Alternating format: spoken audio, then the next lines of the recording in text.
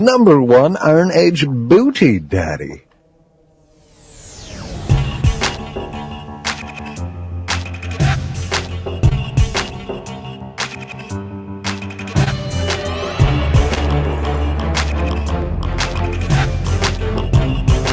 Ah!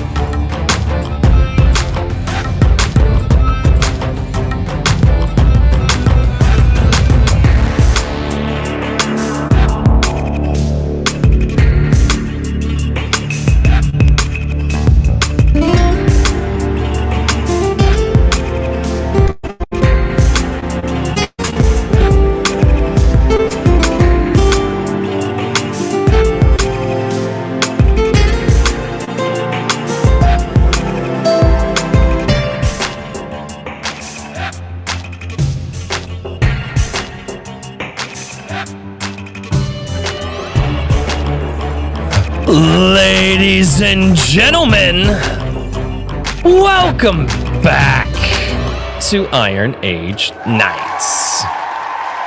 What is going on, everybody? Oh, crap, I gotta add Richard. Gotta add the hedge. People are leaving. Oh, my good Lord, this is gonna be absolute chaos. Ladies and gentlemen, it's the Cigar stream. We're doing it. We finally got it together. This is going to be absolutely chaotic. Holy, we already have a lineup for tonight. We are going to roll through some quick intros because we have more people coming in. I've got some people showing up later. Here's the rules for the night. Once we hit capacity, which it looks like we're about 3 away from capacity, as new guests come in, I do ask that maybe some of the old guests maybe bow out at that point in time, and that way everybody gets a chance to kind of come back onto the show.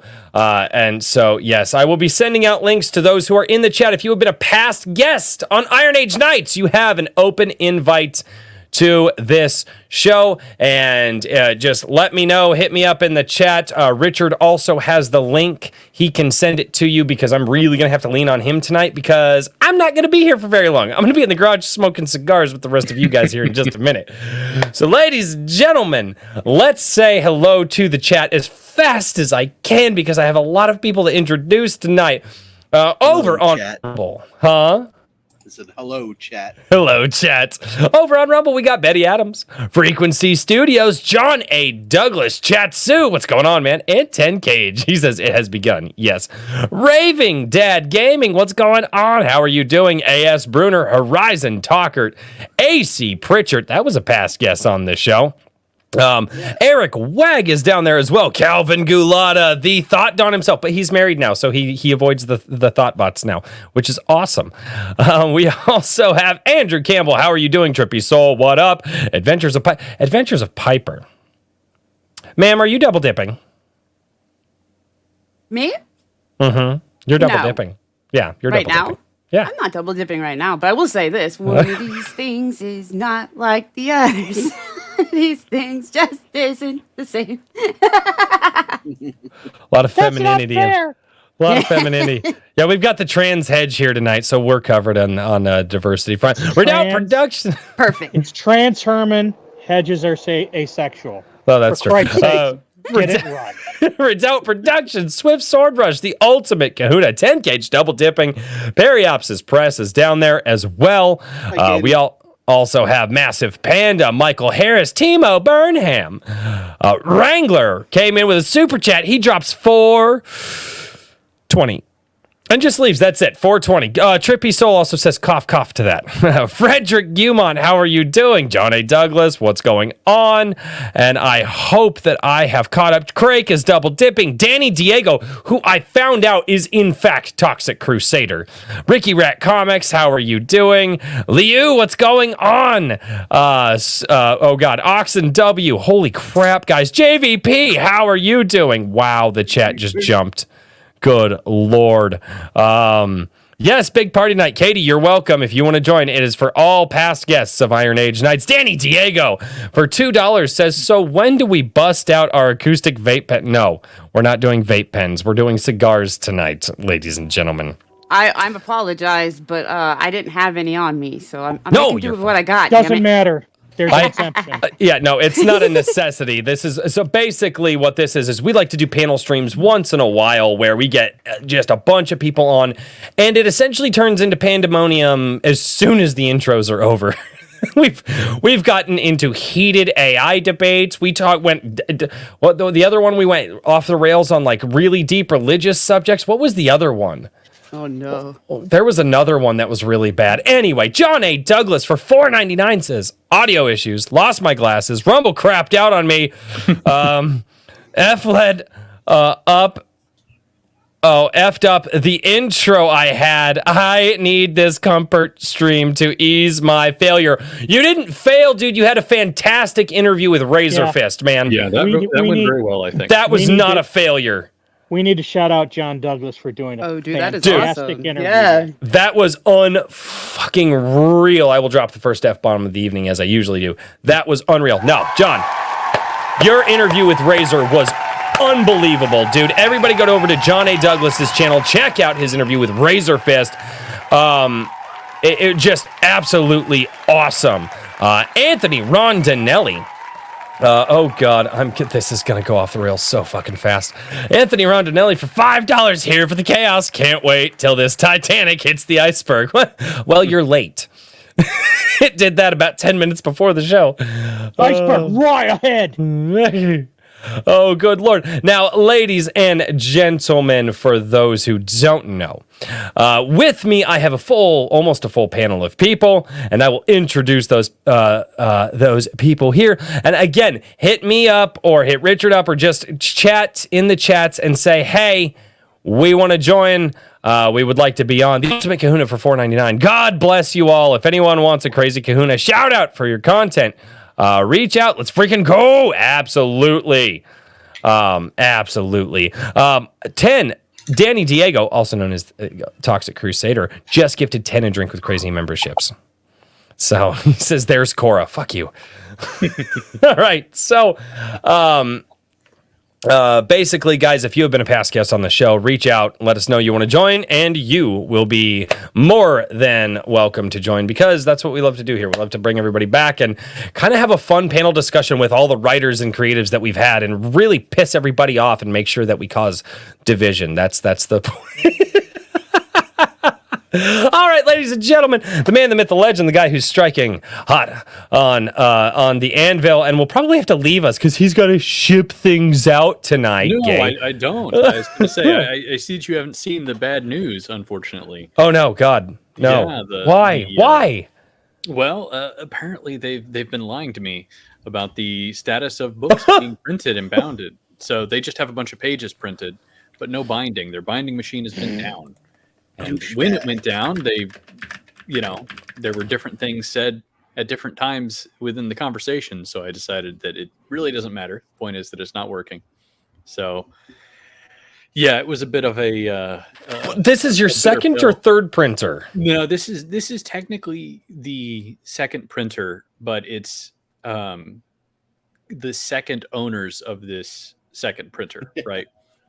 So they like the seventh son of the seventh son. Yeah, right. So they went through a change in ownership, and it's there's definitely some problems. Yeah, that's okay. Mike S. Miller's colorists are kind of like the drummer from Spinal Tap, where like one guy spontaneously combusted, so he knows how you feel. Yeah. But in this regard, it's like the clone of a clone. It just gets worse and worse as you go. Yeah, I'm not going to talk about it too much until everything's resolved. But yeah, it was until the drugs a, wear a off. day when, well, when definitely old Richard from a couple years ago would have been like blowing gaskets. But Wait, at this who's your point, printer? it's a small local printer. Oh, here in okay, Houston. okay. So it's I was about to say, I was about to trade horror stories of working with crappy printers. yeah, I'm sure there's plenty of them, but What a way to start the show. yeah, Oh, but That's the other awesome. thing that should be That's a yeah. The other thing that should be pointed out is he had an interview with George Alex, yes, I the did. guy who yeah, did I Razor have a- Fist comic. Hoppadoppadixilus. Oh yeah, something? fuck that guy. Fuck that guy. Why? Oh No, no, he was. We go back. Okay. We go back. Oh, Fuck that okay. guy. Wow. He told me. He told me I was Wow. a Nazi. Fuck that guy. Oh, Yeah. the N-word. Yeah. Drop Boy, the He called mic. me. Yeah, he called me the N word because Boy, am I my glad Yeah. I brought that up, huh? because politics. Yeah. Yeah. Ladies and gentlemen, the man who will bring the idea out of your head and onto the page, Mr. Daniel P. Riley. How are you doing, good sir? I'm good. I've got a cigar. I've got whiskey. Let's get the shit going. Yeah. Oh, All right. Probably one of the best type A personalities that I love to talk to all the time because I just think we have good conversations. Mr. James Craig, how are you doing, good sir? I'm doing good. Thank you for having me on. Can I share a story, actually, a brief one? Yeah. So I've got my own channel. I do read indie books. I do reviews on the channel, and I almost got screwed by Amazon this week because I buy my books of my indie authors through Amazon. And this week they delivered my packages to my neighbor's house, and my neighbor is on vacation right now. And in Michigan, we're having crazy rainstorms. So the long moonlight almost got destroyed by rain today. Good. I had That's- texted that it had gone to the wrong address, so I could go chase down my neighbor's address and find it. Oh wow. my God. Problems with Yeah. Amazon, shocker there. Yeah, I know. It's It's not been just Amazon. Dude, it's everywhere now. I've had problems with the Amazon this week. Ladies and gentlemen, the fantastic story writer, if I remember correctly, of, as I referred to her, a redheaded bombshell that shoots a freaking minigun. Ladies and gentlemen, Piper, the writer of AR-13L. And many other comics too, but And that's many definitely others. the one I'm all about. Well, that's the one technically you- also like me and Daniel. They're technically in the same field, like we're competition. Except I keep doing shit for free that I shouldn't. So do I. I'm gonna stop doing that though. I was like, oh wait, I can get paid for that. Shit. Never give it out for free. Yeah. Has OnlyFans taught you? Never mind. We're not going there. AC Pritchards. What What's going on, man? How are you doing, dude? I'm doing good. Doing good. I'm about halfway through my cigar. Yeah, I've got Already. 3 of them up in the garage. We're just going to get through this little bout here. Immortal Rising Comics, I did send him a link in Gilded, so he needs to go to Gilded. I'm going to try to send out links as much as I can. But yes, go to Gilded, get those links, Immortal Rising Comics, because he wants to join as well. No, man. Yeah, we are our most recent guest on Iron Age. Now, you barely made the cut, but that's okay. You made the cut nonetheless. Well, I'm glad to be here. Oh, fantastic, man. And then the man that I affectionately call The Hedge. We've also known him as Trans Herman, but gentlemen, you might know him by different names because he's got like 17 of them on the internet. And his famous catchphrase, "Buy my book." Ladies and gentlemen, Herman P. Hunter, the Lore Forge. How are you doing, good sir? After the last comment I made, I'm just going to sit here, shut up, and smoke my cigar. I was like, By the way, somebody said no you're not drama. gonna- I'm not trying to do that. Like By the- it was so by the long way, ago. Piper, Yeah. you also know me as Jeff Potts. I was the co-star on Drawn and Quartered Fan Edition, which Oh! we had AR-13L Yes. on there not too long ago. Oh my God! I didn't know you were the same person. I'm that guy. Oh no! Hi. And Awesome. I'm just gonna shut up and smoke my cigar now. Oh, that was a fun. That was a Yeah, I was fun gonna say, I'm not- freaking show. Yeah. I'm not By the way, sure go ahead. that I believe you when you say you're gonna just sit there quietly. But No, that's not going to happen. No, All right, I'm lying. I'm out. lying, Alternate but- universe Royce is coming in. So Wait, give me a wait, minute Royce, to you what? You added the wrong account. I gave you the email for the one that I'm actually using. Alternate So Univoice. yeah, so I'm My sorry. name is Royce. That way away. What? Royce. Where did you give me this thing? In the Gilded chat. The Gilded chat. It's a little thing called Why do you private have 17 messages. different emails? Because Your mic's all funny again. All right, I'll be back. it makes things inconvenient as possible. I'll be back because there's no way that I can actually do this without leaving. Like I actually physically have to leave. I'll be back. Yeah. Have fun. Okay, Mr. Everything. Roboto. Yeah. I was gonna say. What up, gang? How we doing tonight? And just All like that, right, he's gone. I miss him Yeah. already. And as soon as Not he's really. gone, we all calm down. There we go, yeah. Everything comes down a notch. What do you know? He's the energy. We're normies until he's Why around. the and, channel's called A Drink with Crazy. right? You know, right? maybe And then we you could can't be normies anymore. Maybe we can get John Douglas in here to host this thing. I'm already here. Zinger. Oh, I'm sorry. Were we talking Yeah. behind your back? You always I would do. I never- see the I would gilded. never do that. No, dude. Is it I technically say it behind your while back you're if you can standing see it? in the room. Yeah. I always say it while you're standing in the room. Most of the time. Exactly. Of the time. There we go. Okay, now is he gone? No. Oh. What is I'm happening? part of the team. Oh, This I like see the what he's Brady doing. Bunch? I have power. He's going. That means just- Piper is Alice. We're just Aw, damn bouncing it. all over the place. Yeah, I don't. Let's see. This is some great content, though. I'm super excited that that chat is probably loving this. Let me see Of here. course, I guess that means I'm Mrs. Brady too. Huh? Yeah, there you go. I think you gotta be where Crazy is and to be Miss Brady. I'm the Mr. Brady is where Daniel is. I'm the sibling that everybody's disappointed in. Clearly. You're the youngest Brady brother. Yeah. Hey, AC What Pritchard is up with Jan. your background. Oh, this is the best I could do. My work. Oh wait, no, you're right. Richard's Miss Brady. You down there are Mr. Brady. There we go. Mr. I'll The other way turn Brady. my around. hair out. But yeah, I forgot y'all are in the middle. Rex Reed eventually And ended I'm up on the being. side of the It was, sons of the daughters. it was You- yeah. discovered that Rex Reed was actually gay. So that's gay. he was hiding something from Mr. Brady. I'm telling you that right now. I'm gonna For maybe Mrs. Brady. break things. We're gonna find out here, guys. Exciting times. It's all right. And we lost Richard. Oh. If he does it right, he'll come back and have some sort Another Brady sibling bites the dust. Yeah. And alternate. Marsha, Univoice Marsha. is Yeah. Apparently There he is. Taliban patriot. Yeah. There you go. There's the flamer. It's the only way to go, man. Is that propane? Yeah. There we go. We got some Oh, more. we got shit. some more people. I hope We you're ready. have the whole family, you guys. What's Woo! up, everyone? Dude, you're supposed to light the cigar, not weld it to your face. The smoke is right over there. I'm working on it. Oh, all right. So, Oh, I know these guys. I know this whole bottom row now. Yeah. I Yeah. Knows where it's at. Woo. Aaron, And You now look I know the like dude's you've, next to me, so now I know everybody. There we go. if you had a Nice to meet fall you. there or something. We're all friends. never mind. I didn't make that joke. Holy shit. Oh, my bad. Forehead stream. Oh, there we go. Yeah, just There you for him. No, so I'm in the middle of moving everything around, and Yeah. yeah, so it's kind of crazy, but I'm fine.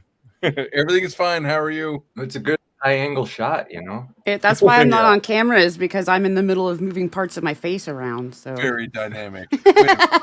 Wait, you're moving parts of your face. The eyebrow up here. What's going on? The okay, nose well, no, over because here, so I don't have any more Full real chin. eyebrows up left. here. Is that like vaccine My wife damage, does or the what? same. They fell out. No, I skipped the vaccine. Although if I'm ever feeling suicidal, I know what I'm doing. You have Roy. they'll- you have they'll- Roy they'll light your fr- cigar. they'll freaking kill me for free. It's great, and it's like a surprise. You don't know when it's gonna kick in. Yeah. Well, now we're. You're banned. like, okay, I got this shot. Bucket list. Let's go. Let's see how far I get. And now I'm we're getting banned. nuked. I'm getting nuked on YouTube. I'm Yeah. sorry. You have Oh, me yeah. on here. You shouldn't have given me the link. You're getting I one do of those this to flags channels. that says sensitive information or whatever. Like, it'll take you to like the CDC when you click on it. We got to Right. start an eyebrow campaign on Fund My Comic. Let's do it. Remember, and it by mutes Pfizer. people. So yeah, I don't have. They An eyebrow. fell out because of like cancer. So they fell out. And then I started. Then I started losing teeth. Similar reasons. Yeah. Jeez. Yeah. Chemo So or if I radiation? go on camera, it takes like at least 30 minutes of prep, and I don't feel like it. It's Friday. Chemo, you Sure. doing chemo or radiation? I mean, it takes me a solid, like, I don't know.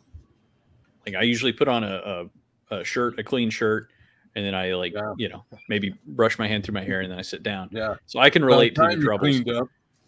Usually have Actually, to- what's really funny is like I won't go on camera if I don't feel clean or I feel stinky. I will go take a shower. Nobody can freaking smell me. Nobody can tell. But I still have to. Well, regardless, I'm pale and not very attractive, so I have to go on camera no matter what. So I hate dudes. They're like, I don't know. I just woke up 5 minutes ago, took a shit. Here I am. Like I've been wearing this for all week, and nobody cares. Hey, Fucking sucks. True. We weren't here to insult everybody. Yeah, actually, so this is like the 1 year anniversary of your Eric July video. Is that what we're talking yeah, about? the Eric July Ripperverse video, the first one I ever did, You're far really away. propelled the Your sound is very far away. Yeah, you're low voice. Oh yeah. Ha ha ha. I like your backdrop. Yeah. Yeah. Taliban Patriot. Use sign language, Royce. I am here. Looks like he's shooting a hostage video in the Middle East. It kind of already looks like the whole setup looks like one. So what you have Yeah. to do, Royce, is look slightly to the left at all times. And he needs a ski mask. Speak at a somewhat Is he a worried hostage monotone. or he's taking hostages? I feel like I feel like if Royce panned the camera just slightly to the left or the right, we would just see like bricks of white bags. Well, we definitely see face mask people. Yeah, that's for yeah. sure. I am totally in America and definitely okay right now. Royce is testing out the soundstage for Kikoman's soy socialist. Yeah. He starts holding up a newspaper to verify the date and all Yep. that. Yeah. Mhm. Kikoman's off to the side threatening him with soy sauce right now. Yeah. And a knife. The ultimate. Am I No, still? he doesn't need to. It's a little better. It's a little better. Yeah, I just turned the needs the mic Kiko volume punch. up. Ultimate Kahuna for $1.99 says, Royce, can you leave? I can't hear anyone else. You fucker. Yeah. Oh, okay. But yeah, no, the Eric July video that I did a year ago, the first one that I did that really kind of made people notice the channel. It's a year old today. And I was like, well, I don't know if you guys want to, we can roast that video for a while and just, you know, Ooh. see how far I've I'm in. come. I'm down, but you guys, if I get too annoying, just tell me, preferably in the back. I feel like it's chill. Preferably not out loud. Phrasing. Phrasing. Oh shit. Oh man. This Damn. is Royce's show, so there's a very high bar for annoying. Wow. I mean, Yeah. It's my biggest fear when I get a couple of drinks in me is I don't shut up. he's out of line, but he's right. Yeah. It happens. You're fine. And there's no filter. If it pops in my brain for half a second, it's coming out my mouth. I'm sorry about your channel. And that makes a good live stream. So Yeah. keep drinking. With this. As far as I know, it's just a hangout, right? Mhm. So it's Yep, it's a hangout night. Open. Yeah. Do I need But I to thought figure out? We're gonna roast Royce. Mhm. Yeah. Do I need to figure out some way to Yeah. When did we start? He's on the show throne. the video? We already started. So speaking of hostage videos, Royce is the hostage for this evening. That's why that whole setup. Hostage video. I like it. I'm being well treated. Yeah, blink. He's Panic blinking. There is definitely nobody 2 feet away from me holding a gun. It probably is, but it's not. Perfect. It's not in danger. Oh crap! Oh God! Say anything wrong, dude, and half your body's gone. I could make it the real deal. It's right in the other room, but I think that would actually maybe that be an really would issue. get you booted. Yeah. Yeah, I think that would. Yeah, Yeah. it's a TOS no. Isn't it? Don't like people who are actually trying to make like educational videos with weapons. Don't they get demonetized these days too? Oh, yeah, there's basically no guns. I've mostly seen that from like elementary schools in China. So where they're like loading guns and like cleaning them and like So I I don't believe know. it's the loading that is against TOS. Okay. You can I would fire say a there's gun, no but you can't bullets. show how to load the gun. Is my understanding.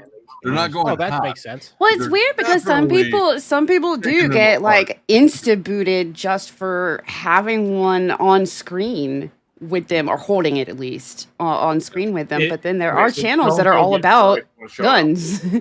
Right. Well, if it's a live stream, they don't allow there's zero tolerance for firearms because they've had people unalive themselves on live stream. That makes sense. So if yeah, it's pre-recorded and edited and stuff like that, Then it's it's a little fine. different. It's fine. Yeah.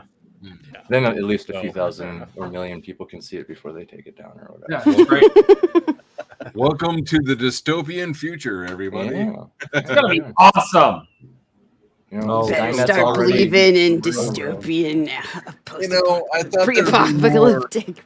I thought there'd be more. You're in Keanu- one. Keanu Reeves everywhere, but there's really not. There's not enough Keanu Reeves. Is that what you said? Yeah, I need agree. more of them. No, I I'm still wholeheartedly waiting agree. for my flying car. What about hoverboards? We're not getting real hoverboards People or stop flying calling cars about flying cars. to the average family before we hit the we go straight to the dystopian part. Oh, That's dude, we'll dystopian. be eating bugs. Yeah, we're eating bugs in 5 years. Yeah, eating bugs and living in containers. Now, don't know it. A cheap helicopter is less expensive than an expensive car. What is a helicopter except a flying car? Come on. That's true. I mean, you throw A wheels on very it. terrifying flying car. It is terrifying. Flying Too. car. No. What Good way to handle commies. what movie? I Not a good idea. will say this. I will say this as someone who works on aerospace stuff. A car has more sensors and computer knowledge in it than your average, I guess, helicopter. No way, really. Well, My today, yard's big sure, enough but to like a fit one. 2010 car. Okay, how about a 2010 car? Okay, that's fair. Yeah, the newer the car, the more it's trying to keep you from being able to drive your own car. It wants to do it for a you. Tesla is smarter. Mine is Once 20 they years figured old. out the science behind it, then it became just making sensors. Yeah. So then you can have backup cameras. It Otherwise, Or the government demanding that you have backup cameras. or to track you. Yeah. Yeah. Thanks, Obama. I like backup cameras. They make me feel a I little do bit too. better. But Yeah. that's about it. Yeah. I was in one car that has like I guess a They hook up proximity really fucking nice. warning lights and sound. That's just So I proximity. took a family vacation this like a couple weeks ago or whatever, and we went cross country, and I rented a vehicle. It was an Equinox, a Chevy Equinox, and it had backup camera, and it had proximity sensors, and it Dude, had forward cameras, and I'm like, Yeah.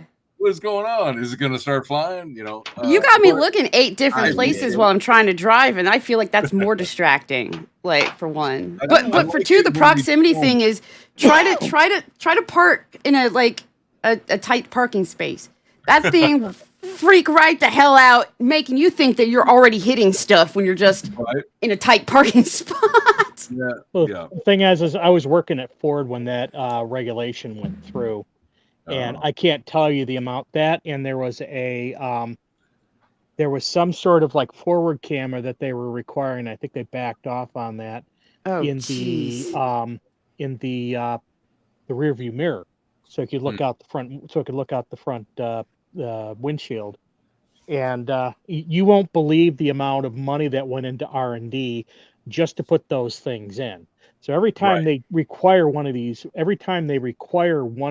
new technology things, it basically raises the cost of the car because they spend millions on ironing everything out, and you would not believe the amount of crazy crap that they go through to test all that stuff out. I mean, I wasn't at the Ford Proving Grounds for that specific stuff, but I've been to the Ford Proving Grounds for various other things, and you would not believe the stuff that they go through just to test everything to make sure it's kosher. Oh yeah. So, and that was one of them. Every time you seem to know, but I've heard that cars like are starting to look so similar because the aerodynamic and like fuel emission standards and all this other crap, all that testing has to change or has to be redone every time they come up with a new body style. Yep. So they get like one body style and just keep recycling it. Is that true? Yep.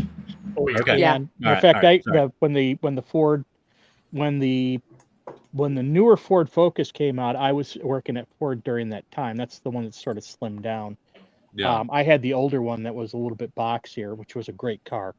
And I remember seeing that thing, and they had like some of the computers just sitting on the passenger side seat, because they hadn't put it in with the engine. They still had the old body style in them. Mm-hmm. But then what they'll do is they'll take those cars and they'll run them for a very long time, and that's what they call calibrations.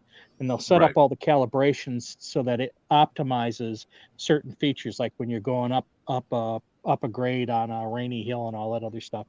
And those guys are like sitting right next to me at the actual place I was working at.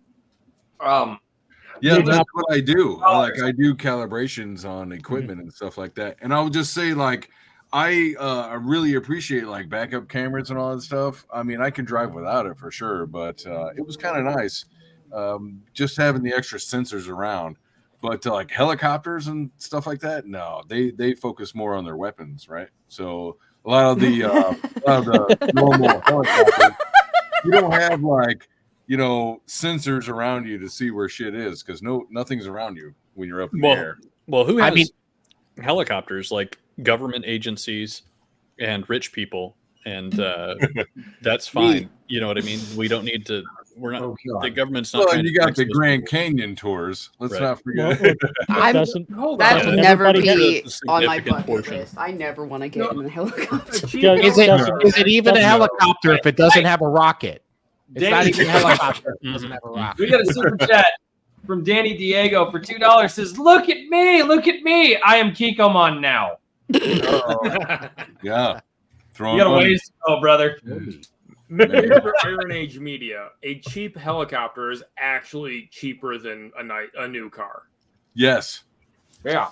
I wouldn't mind a One helicopter. in my backyard. Like, I especially wouldn't get in a cheap helicopter. That's even more terrifying to me. I think, Most accidents. I think it's more about the storage and the training and the insurance and all the other. And let's not forget, we're talking about $5,000 plastic hammers. So there's that too. Guys, worth it. Duct tape can make anything work. All right. So I if you think have a little bit of duct tape on a helicopter, you shouldn't frickin' worry. Yeah, exactly. I think Helicopters with no floor plating, it's fine. Here's something: a plane crashes, you might live. A helicopter crashes, you're gonna die. All right, I'm gonna start this video, guys. Yeah. Y'all are play it. Let's make fun of Royce. Yeah, This is terrible. Hopefully, everything comes through good. Ladies and gentlemen, welcome back to A Drink with Crazy. Yeah, I want to take a moment to talk about Eric July and the Rippaverse. What a dork. Look at that show. Nice show. Black Shadow. Dude, I was so exhausted. I was so fucking tired, dude. Royce has looks like got 5 years. some shit look on his face. Royce is aged 5 years in 1 year. I love that he didn't even get to finish a sentence, and we're already just ripping into I mean, look at him. He hasn't even done any bench presses. Hey, is this the one where you rip the shelf off the wall and throw it all over your desk? Fuck up for me. No, I just realized I have that exact Does it shelf matter? that you have behind you. Well, for those of you who don't know, Eric July is a YouTuber also known as Young Ripa, hence the Ripaverse comic universe he just recently launched. He's also a self-proclaimed anarcho-capitalist, although he has adopted the term libertarian lately, simply because I think it's more marketable. Yeah, Eric July is known as the Young Ripa. Never heard of His him. enunciation is on point. Yeah. He is a YouTuber. No, I want to defend Roy. Did you do lion face, lemon face before that? Frank, you want to defend me? What the fuck? This look that you've got on this pause screen is like the perfect response. Okay. To him right now. What's weird? Like, no, this is the same look he had the first time he paused it. It's the exact same face. My stool- wife calls it resting asshole face. Yeah. I was like, that's like resting. I'd rather be anywhere else right now. Face. That's the face. That's the face when the stool softeners kick in. Oh no! Yeah. Oh no! You're timing yourself. How fast can I get there? Oh god! Sounds like my first date. That's just let's go upstairs. Frank, were you going to come to my defense at all? I thought you were. I don't know. It's okay, Royce. And then I started laughing. I'm sorry. Xander has your back. He came from the other room to say hi. Hey, Cutie. Ah, baby. A baby. what's going on? Aww. Uh-oh.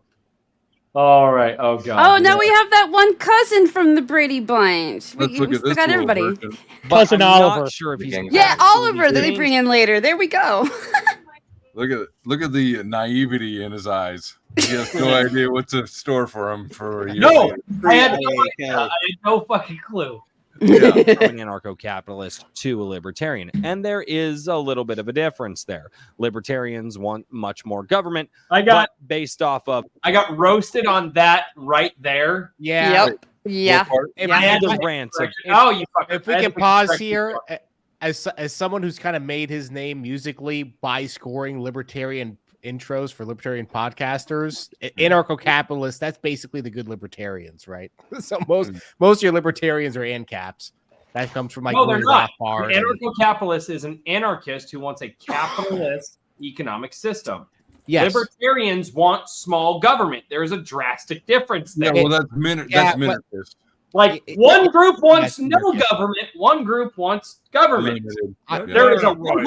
100% fucking difference. Libertarians Yeah, but understand government is required, and caps are diluted. They have bad definitions of what government is. I would just say I will ask this to any libertarian, free market person who thinks they're free market. How do you stop sex trafficking? You don't. You shoot people in the Exactly. head when you find Yeah, out. well- Well, you can't stop there- crime. That's a fault. That's a false fucking narrative. You can't stop crime. yeah, There's well, these things wait, that people wait. put wood in. They will toss wood into when they need chips. Not that it's about stopping the crime; it's about that it's accepted. the They'll libertarians say have their they both issues. agree.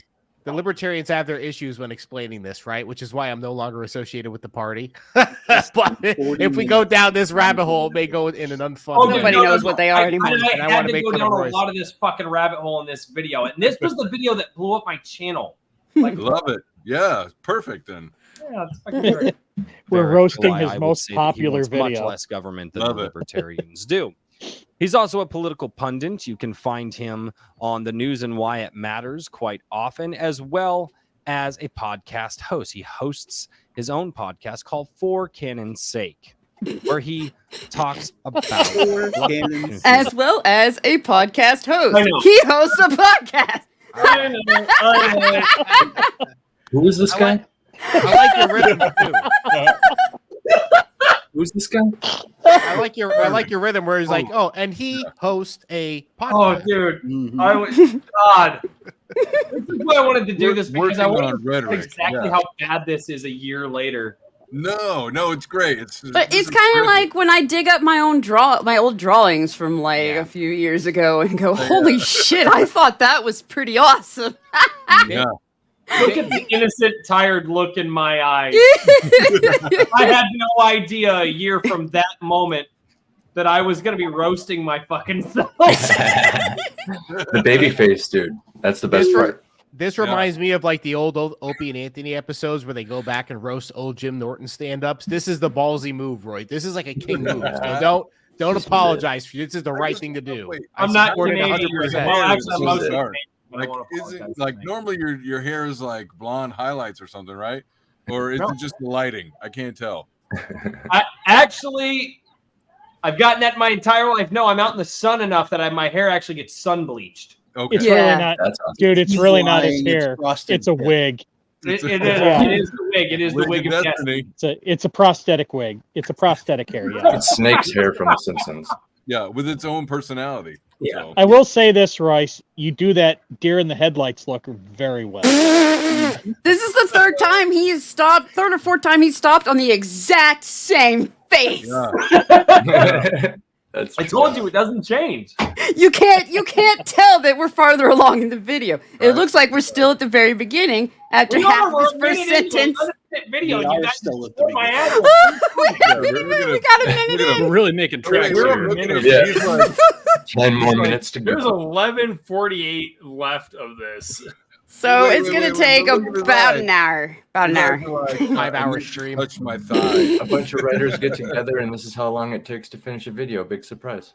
This is why Hollywood can't make a movie with 15 people in the writer's room. Come on. They really shouldn't have that many people. That's just ridiculous. No, this is awesome. But it's actually culture. It takes that many people in the room to squeeze out the talent of one fresh out of college kid.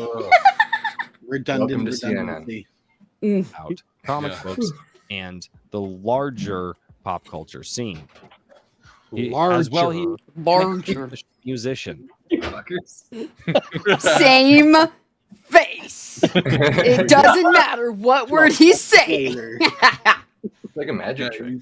Yeah, I'm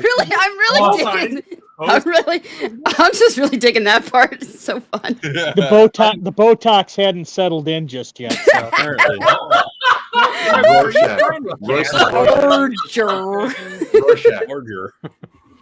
Laser. Rose to the top of its charts with his metal band, and honestly, he's got a couple of good tunes. But you wouldn't know that from the way he said that. He is a heavy metal performer. You know, subgenre? Really? And he has, and honestly, he has a few good tunes. I'm told.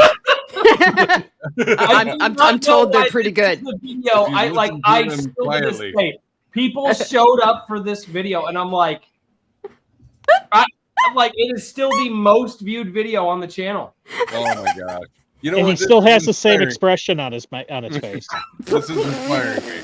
Look, if you can do so much with this, then yeah, I can come up with something. That's for sure. This is what I need to do to revive my channel. Is just write a really cringy script and then read it as cringy. Oh, that's even worse. You shouldn't have admitted that. None of my videos are scripted. Yeah, joke's on you. I don't script shit. That's even worse, dude. You should have just said it was scripted. The innocent look. Oh no! I don't script either, Royce. Oh no, you poor Babu. No. Do you do more than one take though? That's what I want to know on this one. Is this one?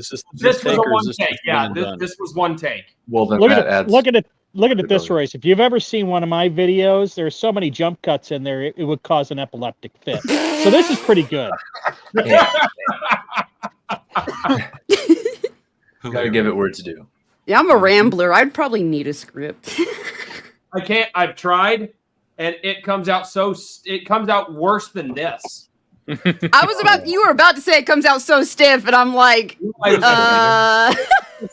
damn. Of course, this is stilted, but it's worse than this. I've tried. Damn. It's bad. I cannot read off a script to save my soul. I'm glad you started installing your shelves with a level though, because that is driving. Okay, I'm not the only one. That's the camera. Don't worry, it's not there anymore. Oh, is it the camera? Oh yeah, that's the. I was about to say I have the same shelves, and I install those with a level, and I can't stand looking at them. Everything on that wall was installed with a level. It's the camera. You can see it in the chair too. Yep. Oh, word. Just launched the Rippaverse, something that he announced a while back on his channel, Something called and said that he was going to rival DC and Marvel. That is his goal. He wants to rival and be a direct competitor to them and show people that they don't just have to send their money one way if they would like. Was this like a 10-hour day? Did you do like a 10-hour day? You're like, I did. I love where you choose to put the emphasis in your words. I'm just glad you explained what a rival was, because I was a little confused up He till put now. the wrong emphasis. He put the wrong emphasis on the bad syllable. Yeah, that's okay. Hell yeah. See, this really wasn't a Rippa video. This was this was an audition tape to be one of the animatronic puppets in Disney World. Oh God. I think you need to, bro. I think you're aiming a little too high. You need to try Chuck E. Cheese first. Start small. Go Chuck E. Cheese. Yeah. Well, he went high and then Bears. didn't get accepted and became a YouTuber instead. Yeah. Five Nights at Freddy. At one point, do you like shuffle the slump in your shoulders because that one shoulder is just like hanging, like he's just like done for the night. I'm getting uncomfortable looking at it. Yeah. Like, I sit differently. So I rested my one shoulder on. Now I sit like this in my chair a lot with like a shoulder forward. It's a lot, but yeah, this was. Yeah. Well, I have no room to talk. I can't sit normally in chairs. I sit really stupid depending on there the was- chair. There was a leak in the pneumatic tube that day, so Part of them wasn't working very good. The hydraulics were Fresh dust empty. chemicals. No, hold on. Not even 2 minutes in. Hold on. Am I the only one that thinks it's a little weird for Rippaverse to compare themselves against the average DC Marvel comic instead of the best DC Marvel comic? No. I think. No, he never did that. He never did that. Yeah, the whole point was current himself. crap DC Marvel and. Yeah, he never compared himself to them. He has always said he wants to compete with them and become their competitor. He's never compared himself. Yeah, you it's don't super compare competitive. Okay, so we realize there's a big difference between like the average, like we're building up our comic creators versus these are our best comic creators. Yeah. So I love my team. Right earlier, my team was like, "Hey, Drink with Crazy has an open invite if you guys want to go on tonight. If you if you want to pop in." And I was like, "Yeah, I'll go hang out." I was now I need to go back in there and go. I hung out and I just roasted the shit out of them, so we're never going back. Bridge burn. That's what you want. nobody else wanted to go on. You That's gotta why. say that to Pixel. You gotta say that to Pixel. We've got too many guests. Yeah, I'm gonna say it as straight like in a little bit actually. I'm going to DM it to him, going. So I know he promoted our book, but I just went on there and roasted the ever living shit out of him, and I'm pretty sure we're not gonna promote any more books on there. Yeah, it's over. We're done. Sorry, bro. You shouldn't have sent me. Yeah. Oh my god! All right. Let's try to get 3 minutes into this fucking video that I did. Look, you play that, and I'm gonna write to Pixel. Play. All right. To continue the American comic book experience. Although there are a lot of other comic book companies that have in the past challenged. Okay, we made it a whole American comic book experience. It is an experience. It is an experience. 2 minutes. Yeah, we made it to the Chuck Woolery 2 and 2. Look! Yeah, I was about to say we made it past 2 minutes. I like it. Oh god.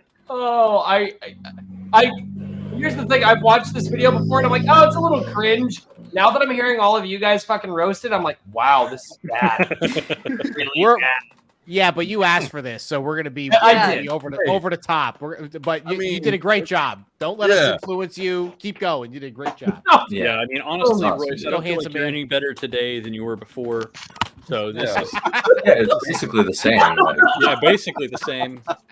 Doing wonderful. Well, when you start out as great, there's not really much more you can achieve. Exactly. That's Are you familiar exactly with? what I would say about this video? Right. So, are you familiar with the idea of iconic characters? At least you're sober. Oh, look, it's a different face. Holy shit, this one's way better. I don't know that face doesn't say sober to me.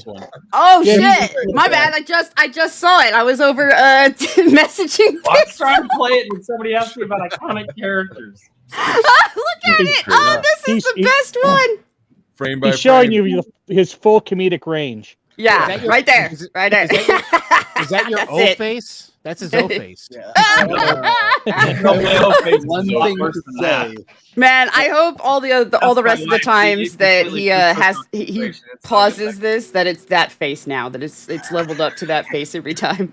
Here's the shit part: is that's going to get memed to hell and back right now. My gilded is. I hope. There we go. Keep it on the screen for a little bit longer for the people in the back. Oh god. My wife is over here. She goes, "Wait, is your O face on the screen?" Oh shit! And it's her new screensaver. All right, we're moving. All right. I guess we'll go with that. Sorry, lost my train of thought there. Think of okay, it isn't scripted. Okay. And what is it? Cyber Frog is another one. Wait.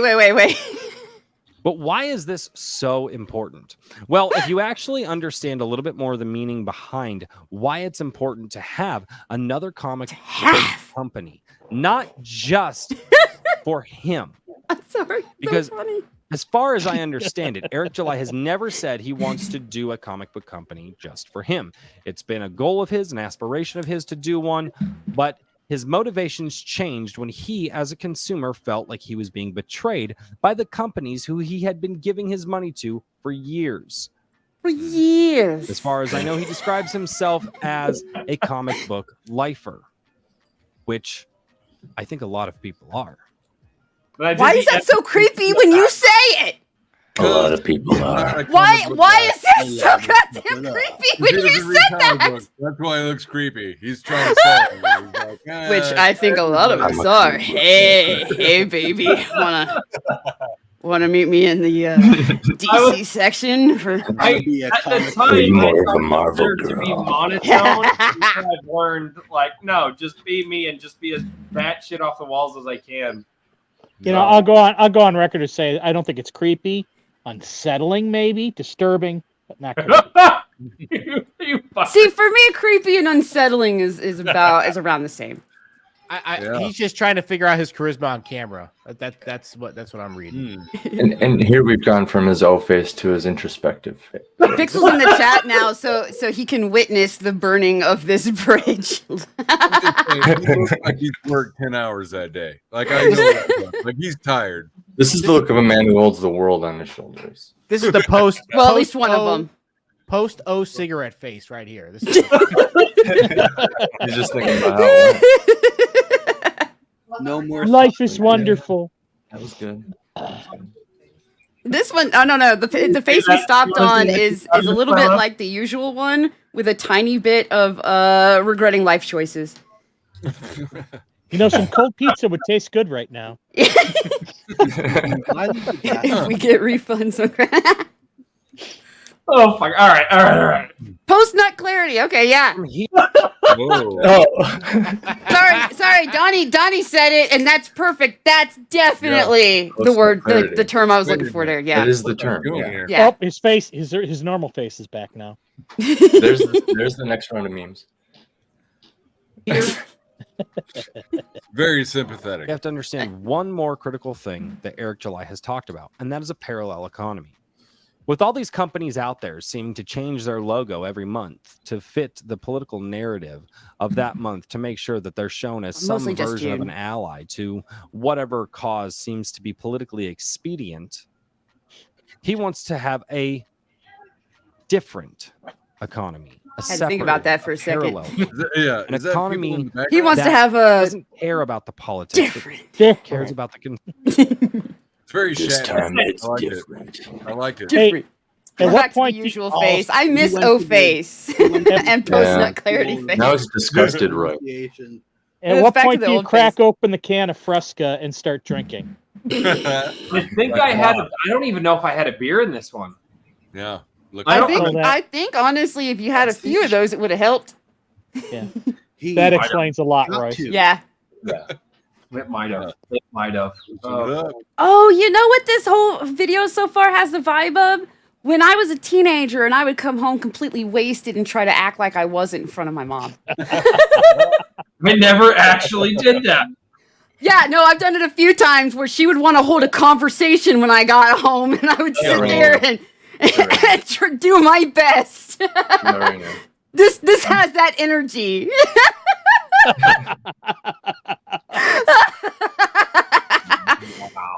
This has hiding from my family that I am fucked up right now. Energy. I wasn't at a party. I'm trying to see if Royce is smoking right 6 now. o'clock at night. Like I said, I woke up at 3:30 that morning. He's definitely crashing and burning. Yeah. Oh, Royce yeah. is a hard worker. Let's not forget. Like, he probably puts in 10, 12-hour days all the time, and then all this other shit. So, for sure. No, I can see it. You look familiar. I can see it. For sure. Oh, for sure. But I was told we were EFAPing something, so we're fucking. That's what this is. It's just a I big would Yeah. just say, look at his lost eyes. Yeah. Like, he looks like, man. I'm ready to dunk on some people in a video, man. Come on. Hang on, I'll defend Royce. Royce, you're seen, you're heard, and you are loved. Yeah. What a great advocate. I don't want to take that defense. Let's get back to roasting this shit. Please, Wait, don't get the beer shot. As Robin Williams We love said, you. as Robin That was a Williams said, good it's not your job. fault. Pretending to be Royce there, Herman. Great enunciation and positive. Wait a second. I need to do the face right. 10 out of There 10. you go. You fuckers. Yeah. He's If like, a look at consumer me. and cares about the people who are purchasing the product. By doing this, What are you and doing? by Small espousing eye this, contact. he has actually accomplished the first part of his goal by giving a small portion of the economy. Wow. That was a good Wow, one. yeah, think about that. A small portion of. Oh my Loading, god. buffering. We need a little. That was He's bad. putting Oh, on this sliding. face. This face is decent. He's It's like, hard to tell if it's Sliding buffering over. or if it's just Right. Royce trying to Trying to straighten down the Connectivity thought. issue or a buffer. Yeah. 3-0 face. I was gonna say that's impressive. 2 O's in one night as a man, Royce. I don't know. I'm kind of jealous. Yeah, damn. Now I understand. Now I understand why the one arm keeps wiggling, though. And the song, It's got no more juice left. That's why it's hanging. tired Wait, complexion. is that round one? No, or that's the round one that's not wiggling. It ran out of its hydraulics. two? Round two. Yeah. Economy. Giving people an out from not having to spend their money with these massive multinational corporations that simply feed money into the pockets of politicians. And when the politicians can't actually pass laws because they tend to be illegal, mostly in America, Until they pass them, they and just then ask it's the legal. corporations to do Illegal the law. talking. Corporate greed. And I'm not even going to, okay, first of all, I'm going to defend greed, but corporations themselves, I can't stand. I just, You know what how I about can't you guys stand? You take accountability for the shit that you do instead of Yeah. hiding behind a corpus, you know? Well, the stupidest thing I think they ever implemented was corporate personhood, where your Exactly. company That's now what counts as a person. That's exactly what I'm saying. That is Yeah. the dumbest shit. Like, can we The opposite not of a person. revisit that? Here, guys. Okay. Oh. I gotta, sorry. That Wrangler sends in $5. He goes, your channel should be referred to as BS before shelf or AF after shelf.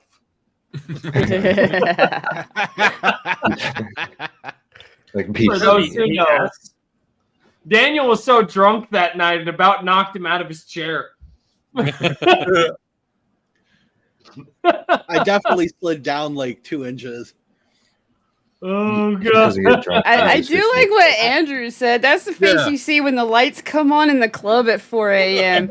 I've never felt a comment so hardcore. This is the dude, yeah. Just Wrangler for 420. Says, I can't wait to see how Herman memes this. We're not going to hear from Herman for like a week, and then all of a sudden there's a meme drop. Endless. The meme drop. Yeah. Oh no! Face is like, I bought you 3 rum and cokes. Would I do that? Would I do that? Yeah, I would. You would. I would so do that. That's almost that's going to be up there with the bride cover. Fuck you for that, by the way. That still gets passed around. Those who don't know, I love that without context. Actually, it's way better without any. Yeah, don't give me any. There was a picture of like some bridal magazine, and it had a guy in there in like this, I think, Indian bridal suit, and he was like all hairy chested and all. It was unbelievable. It's like I pasted Royce's face over the top of it, and it fit perfectly. Oh no! You can still find it in the pictures. Oh no! I have a bookmark. Oh, nice. All right, it's in there. Anyways, trying to change and sway the populations. This is something that many people who are avid consumers of pop culture, movies, television shows, comic books, music. This is something that many people have seen, many people have grabbed onto, and many people don't seem to understand why it's going on. Now, this video isn't to get into that, but maybe I can make one in the future. Yeah, thanks for letting us know. So, what or exactly is a parallel economy? Okay. For context, parallel economy. For context, I had 96 subscribers when I did this video. And all 96. Serious? You've gotten that many subs in 1 year? That's insane. Good for you. Yeah. This was the video that did it, dude. I think I ended up getting like 600 or 700 from this video alone. It was ridiculous. Wow. Insane. It was stuck at 182 right now. I am jealous. It takes a video, man, that grabs people. I still don't know what it is about this video that grabbed everybody, but it did, man. I mean, this was. So first of all, I think this face right here. Faces, yeah, definitely. James Craig's only been like YouTubing for like what, a few months, and you're already at how much? Like you're doing great. Yeah. Good for you. No, you are. Yeah, Craig is on Well, the rise. Yeah. That's the other thing too, man. This channel was 4 years old when I did this video. Yeah, exactly. And you only had like 100 subs. Oh yeah, like I couldn't believe I couldn't believe how this video. But like I said, just like we were planning to do the cigar stream, and it clicked in my head. I was like, wait a minute, this is like 1 year to the day when I did that video. I was like, fuck it, let's roast the shit out of this thing. Let's see how bad I am. Look, as much as we're roasting it, dude, kudos, man. Yeah. Actually, like the video is fine, Royce. Yeah, exactly. Like you're touching on. We should tell him that at the end after we're done. Maybe. Oh, okay. So hold on. It's shit right now. Guys. Hold on. It's still shit. Let's lose the. We're only like 5 minutes in. We haven't decided if it's good or not yet. There we go. Yeah. Telling him to get a lot. I really don't know why you went through the formality of putting up a video for us to roast you. Well, whether it's good or not, yeah. We can all be To roast, yeah. Believe it or not, this was the one way that I actually knew we would keep the conversation on track. Fair enough. Totally a track. Whether it's good or not, none of us would be here without this video today. Sorry. I'll be right back. Dad's playing my piano. That means I gotta let him out. So I'm sorry. I'll be right back. No, you're good. No, for real though, this video is like you coming out and saying like, "Hey, I exist." Like you're criticizing one of the top dogs, and it put you on the radar. I am the man. It was right now. He's gonna. I was about to say it's not the cheap way that people try to do it, where they're like, "Oh, well, I'll just make a video where I'm dunking on this big person, so they get pissed off and everybody pays attention to me."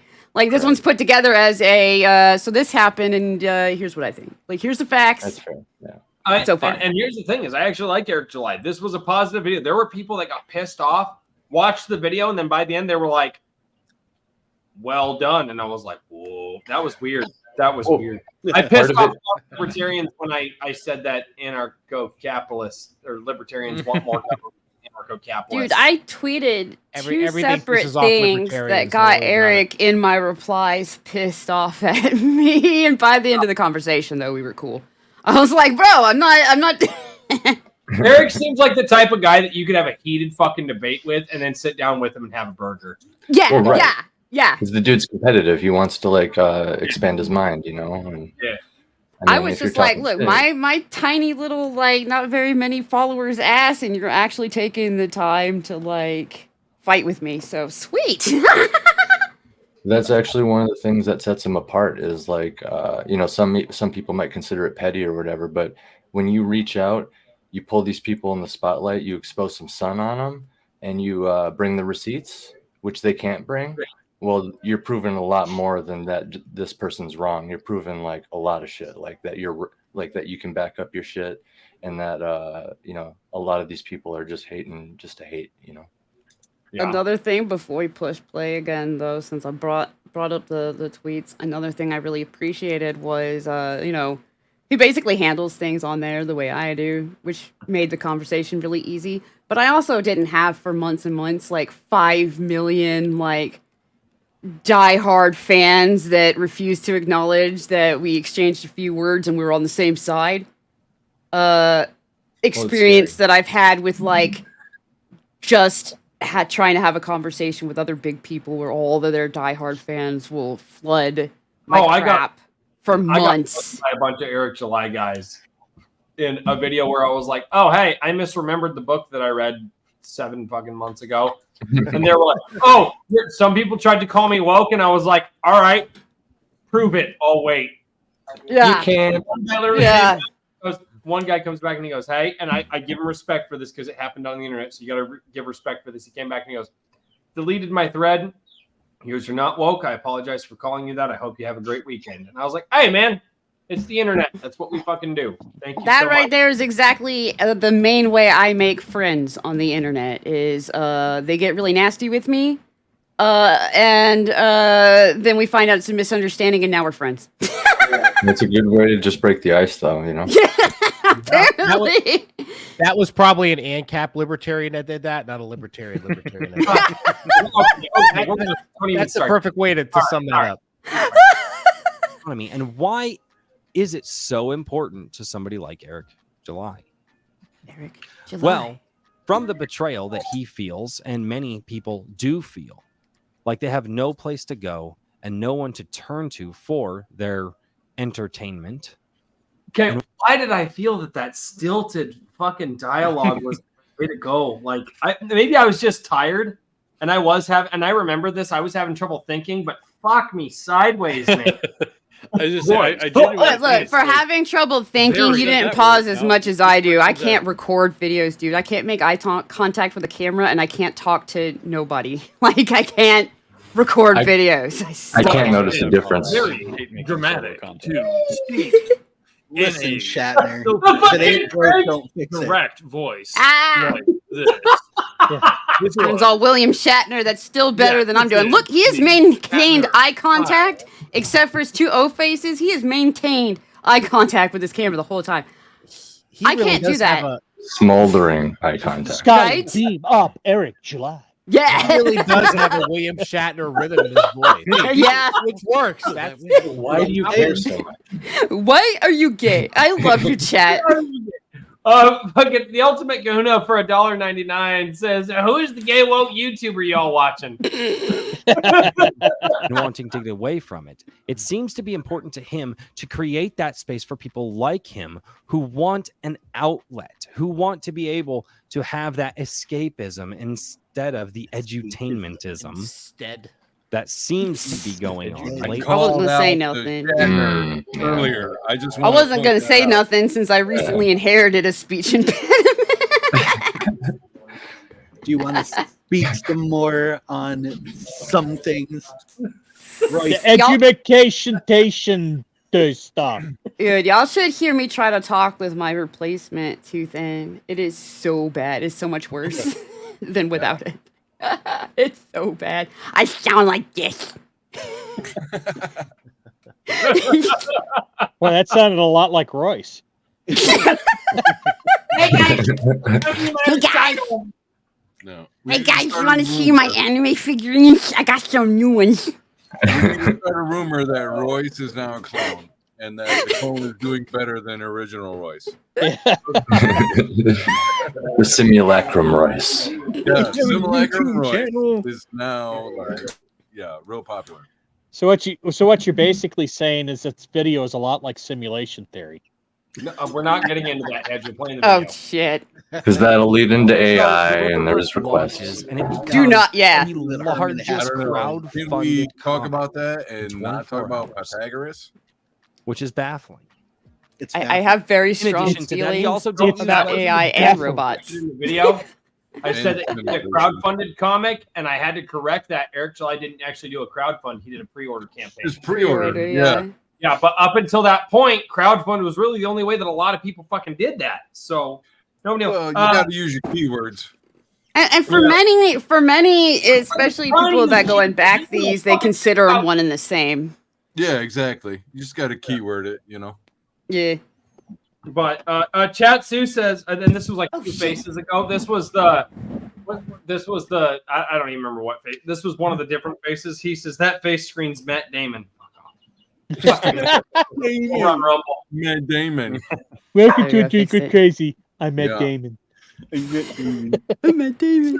Fuck it. He turned on his beacon so they would come out and think that it was a red planet, and it wasn't. Yeah, I watched Matt Damon. Interstellar.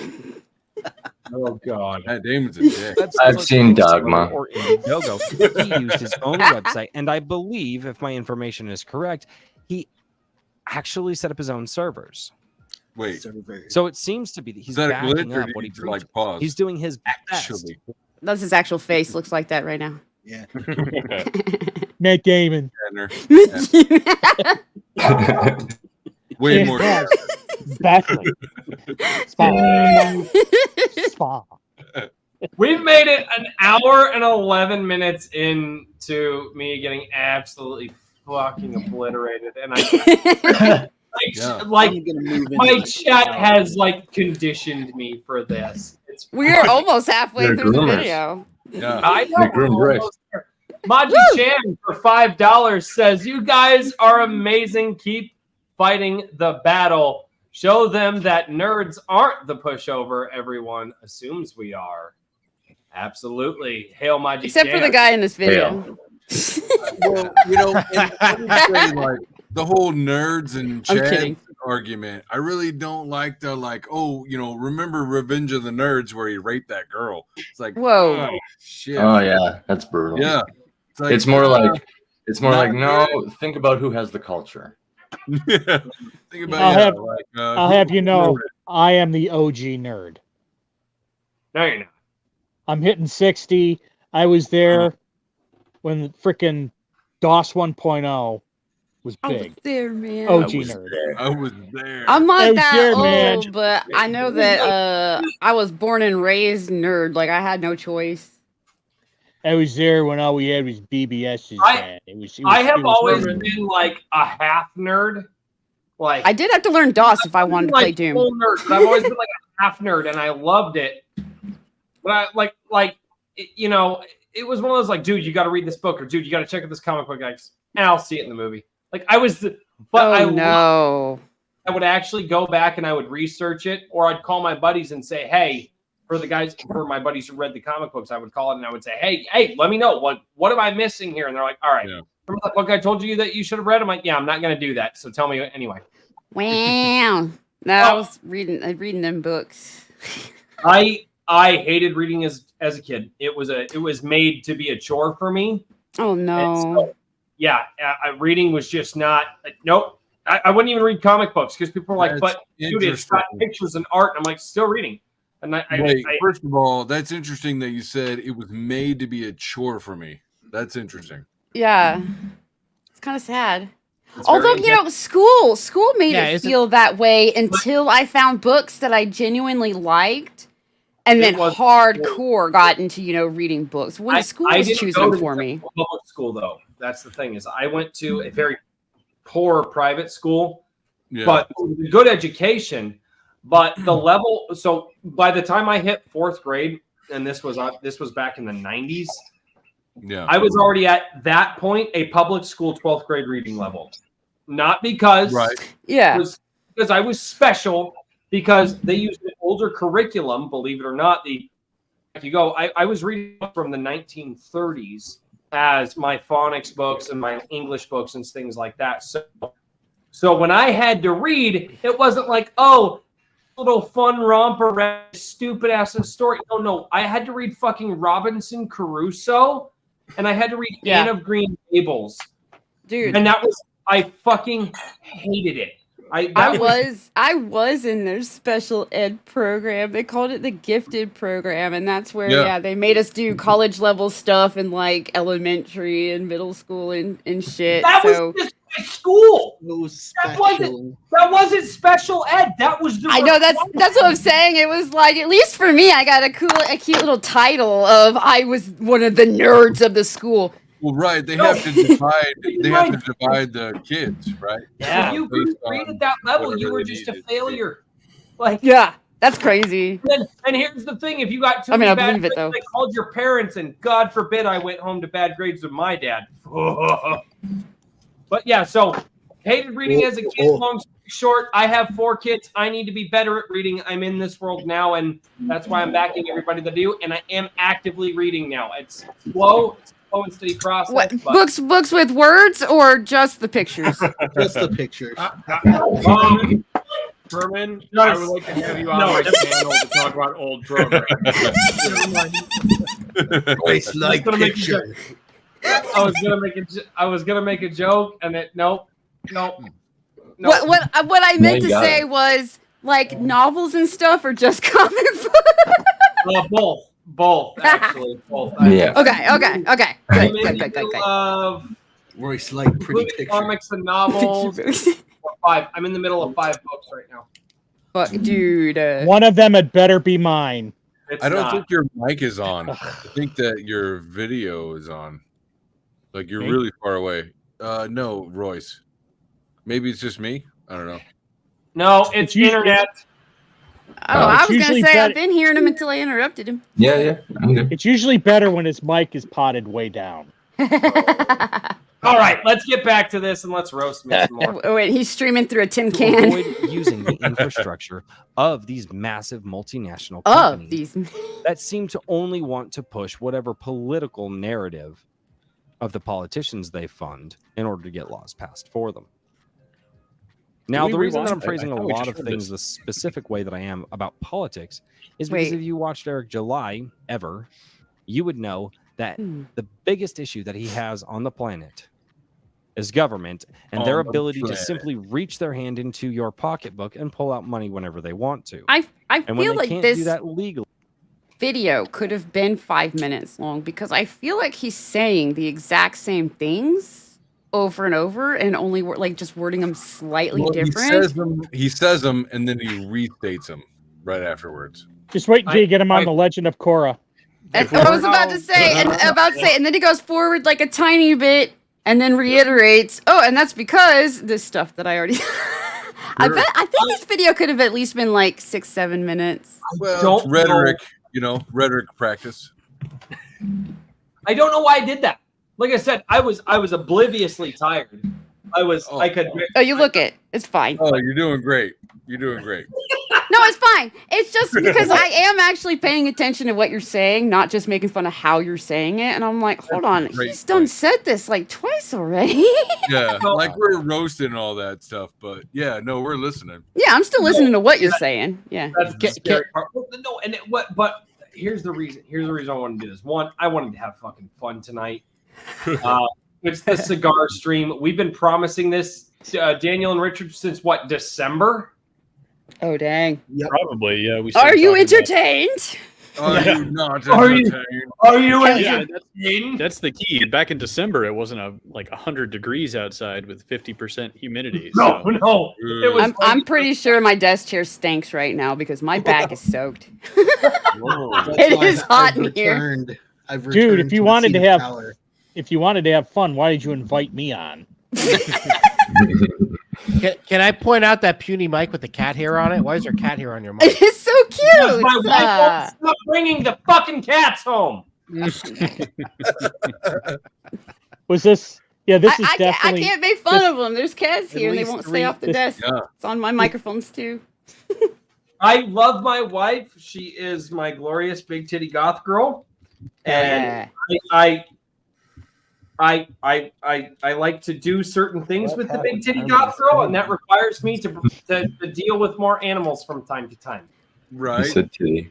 But you also get like 4 or 5 kids, right? So that matters. I got the 4 kids. I love the kids. Love the kids. The animals. They're cool Not too. so much. Yeah. What the fuck is up with your fucking shit right now? Let's party. It's awesome actually. It's like It looks pretty cool. It's like Blade Runner. Oh, now we know why Herman is always talking about simulation theory. Yep. He's actually an It is a AI. simulation. He's just No, it's just pretending. mathematicians coming to grips with the fact that there's a God. Herman turned into a lawnmower I just want to clarify that most of the zoo here is me, but the cats aren't. The cats are the one thing that aren't me here. All right. And I want to clarify because I really don't like them. Okay, continue, Rice. Let's go. All right, let's go. What about they AI? simply have other companies push you away so you can't spend that money. It's largely the same thing. You either don't have money or you have money that you can't spend because your social credit score doesn't seem to I be can figure out how where to it needs spend to it. be. So for And let those me out there define wondering- money. Let What me is define money. No, I didn't fucking define What money. is money? What is wealth? What is wealth? Life. Family is I could have fucking done Life that. is wealth. I could have fucking done that, and I don't know if this. I have no. Hey, Dojo's down in the chat. Dojo, how are you doing? Hey, Dojo. Yeah, what's up, Jojo? Dojo, this is an open invite to all past guests. You have been a past guest, so Dojo, if you want to be on, let us. Are we full right now? Yeah, we're full. We'll Yeah, have to get rid Dojo, of if you some want to people. come on, you can save everybody from me. Well, you heard it. So, but yeah, Dojo, if you want to come on, if you want the invite, Richard will send you the invite link, and you can come on the show. This is an open invite to a lot of people. Why you not send me link? You didn't say that in the beginning of the show. Actually, he did. He did a couple times. Okay, maybe he did. just so you know, I'm a good chat reader. I gotta be at work in the morning, so I'm gonna bow out. So thank you for having me, and this is great. I will see you guys around. I really appreciate Take it. it easy, man. Take it easy, Aaron. Yeah, Aaron. Solidarity, brother. Good work, Yeah, man. so we can either Nice get hanging with Jojo you. or Michael Harrison here. However, we want to work that out. I think Jake is Jake Calta. He's the one who patiently messaged waiting. me first after JVP, I think. So if he's still there, you can jump on. Let me get Sound the off, Jake. invite for everybody else. There you go. All right. In the There. meantime, But just tell me if somebody else is trying to come on because I'm sweating my ass off. I had a blast, but I'm sweating my ass off and I'm probably annoying. So I will leave next time somebody. There he is. You need a Oh, spot. You are by no Five. means annoying. Oh, are you sure? Hold on. Yeah. I'll get you would be Dojo. welcome at a barbecue at my house anytime, Piper. Oh shit, I would ruin that. Of course, he's a Oh my God, vegetarian, but Richard, whatever. There we go. Oh, I would ruin that even more. No, I'm just kidding. It's kind of Dude, hard to veggie grill. burgers are actually good depending on who makes them. It's kind of hard to grill lettuce, you know. But whatever. Blasphemy. I make a grilled salad. It's Yeah, I can hear you, Jake. fantastic. Grilled No, salad. no. Veggie burgers are Oh, one of the thank few ways God, to get thank me to God. eat my vegetables. That's why. That's why people feed them to me sometimes. Is because I'm bad about eating cooked vegetables. Wasn't somebody Rat- saying something about bugs earlier? That'd be how they sneak the bugs in there. with the veggie Yeah, burger. true. Oh shit. Enjoy Okay. the burger now. At Oh, Burger bugs. King. Bugs aren't. Well, that's vegan. Bugs aren't Yeah. vegan. They're animals. No, Ish. they're living, breathing, feeling creatures. Yeah, I mean, fuck All them. right. But yeah. It is a Evolution sentient of creature. Burger King. I thought making fun of me would Mosquito. keep you bastards on topic. Turns out I was wrong. No.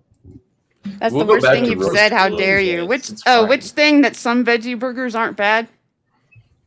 No. Not the ones that you can get at restaurants. The ones that are good are the ones that are made out of. Don't eat the impossible one. That's No. I got talked into trying it. No.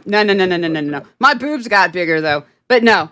There's so much estrogen in there. There was so much estrogen in there. I changed cup size and had to get a whole new fucking wardrobe the next day, dude. Don't eat those. All right. Well, in other news. Yeah, their stock just why went does up. this small comic book just feed them to your girlfriends? Rip-a-verse? Well, it matters because there are people out there. I thought he paused it again for a second. In the diversity of thought, conversation with others, and ultimately being lost in fantasy and being able to forget about the world around us. By being able to do all of these things, we can simply build a community together. There seems to be a community online and in the real world that doesn't want to have disagreements, that doesn't want to just get lost in fantasy. They want to make sure that they inject reality into fantasy as much as possible. And Royce is all about injection. And injecting things, yeah. He's like a turkey. Getting creepy quick here. Turkey. Wait, real quick. You haven't lived until you used to turkey baster. I'm telling you that right now. Oh my god, that voice is too good.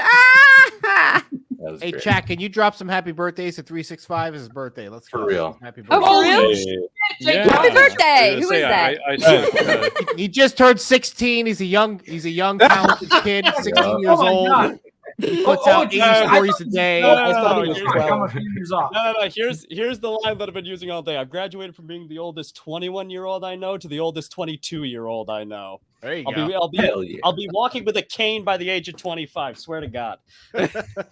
Dude, my oldest son is older than you. Oh, I'm not surprised. Yeah, you seem really old, Herman. I am. Herman has some wisdom, though. His advice on how to sell books. Look at here, Sonny. He's so old, he's almost dead. That's how old he is. Look at here, Sonny. I used to have to walk to school uphill both ways. I look old enough to be your mom. Through the snow and rain. But I'm not. Snowy rain. With one shoe we had to share with everybody else. And we ate dirt cakes. Oh, God. And at the end, you say, "You dashed our kids! Get off my property! Get off my lawn!" That's the school Royce went to. Is there a comic of like the kid like walking to school in a blizzard, like both ways, like you know what I'm saying? Like that seems like a compelling story. That actually, I actually did that. You know what I'm saying? You know what? Like, what's the reasoning behind it? It's coming up on 10:30, and I'm gonna wake up the neighbors, so I will jump off and let somebody else in. And thanks for inviting me on. I will go into chat and harass you even more. Herman, thanks for coming. Have a good night, Head. Nice hanging with you, dude. Also, Godspeed, chat. Thanks for all the well wishing. I'm just happy I got to share a stream with Herman and Jake. It's amazing. Crazy. Crazy days. Oh, indeed. Maji Chan for $2 says, "The hedge saw the creation of time." He was there when the words. I heard from a reliable source that he invented rocks. He might have. I've also heard that from that same source. You and I should probably.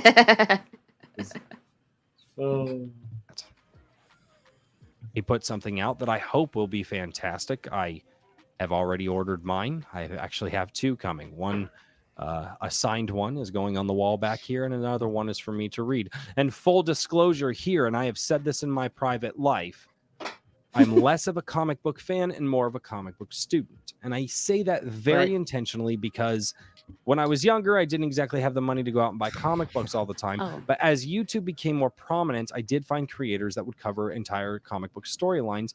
And I love listening to those podcasts. I listen to those podcasts in much the same way I would listen to podcasts about the ancient Roman gods or the ancient Norse gods or even the Japanese gods. Those ones are insane. Dude, the podcast about aliens are where it's at, though. I have a question. Are you the type of student with pigtails and a plaid skirt? Yes. I guess if the wig gets any longer, yeah, probably. I don't know. If the wig grows some more. Roy, you gotta get the ponytail status. There's more than one wig. It's been there before. It's been there before. My wife said she wanted it down to my shoulders, and I'm like, oh, all right, let's see if I can. Just please skip man bun. Don't. Oh yeah. Oh, I've never done that. Good. No man bun. Only ponytails. Cornrows down, you know. Cornrow. Dreads. Yeah, Do I look like? Wait, never mind. Let's play the video. It interesting. To say the least. I love comic book characters. I grew up with many of the animated Oh yeah, you definitely shows. sound like However, you love comic I think I've only read one or two comic books in my entire life. He's so excited about I've comics. dedicated a lot of time in learning the backgrounds of characters from creators that I've trusted. That is Again, true. That is unless my I'm a favorite comic part. book fan, I'm a character fan. I'm a comic book character fan. And I'm more of a comic book student.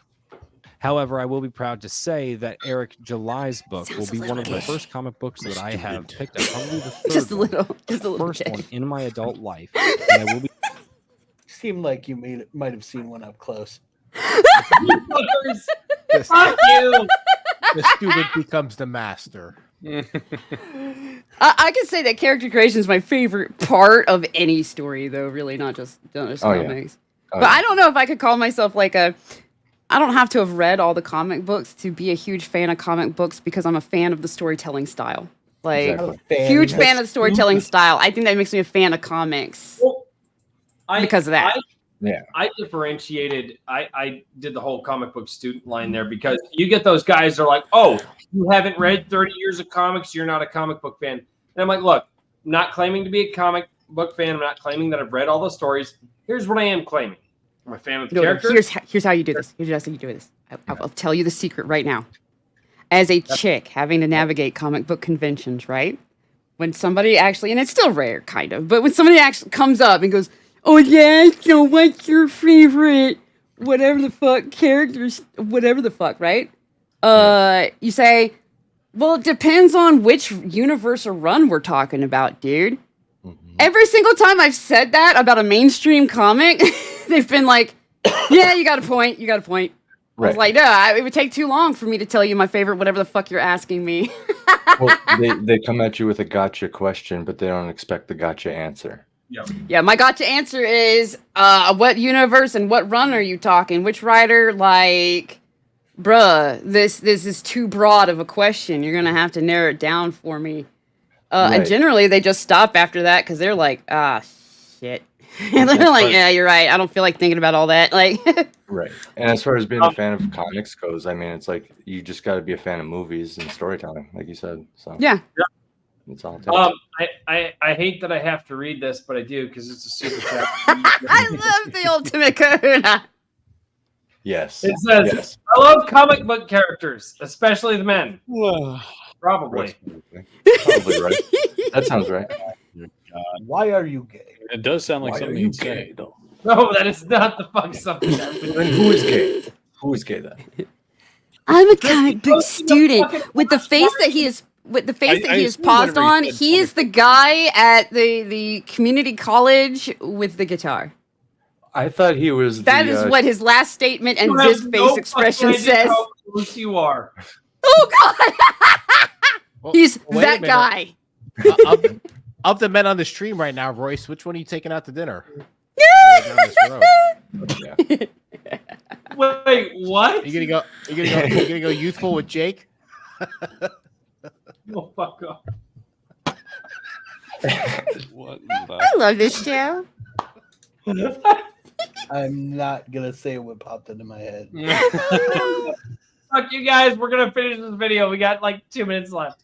I'll be reading This is a wild table at like I'm not just reading it because it's some guy who decided that he wanted to make some money and he was tired of Marvel and DC. No, he wants to build and be a part of an economy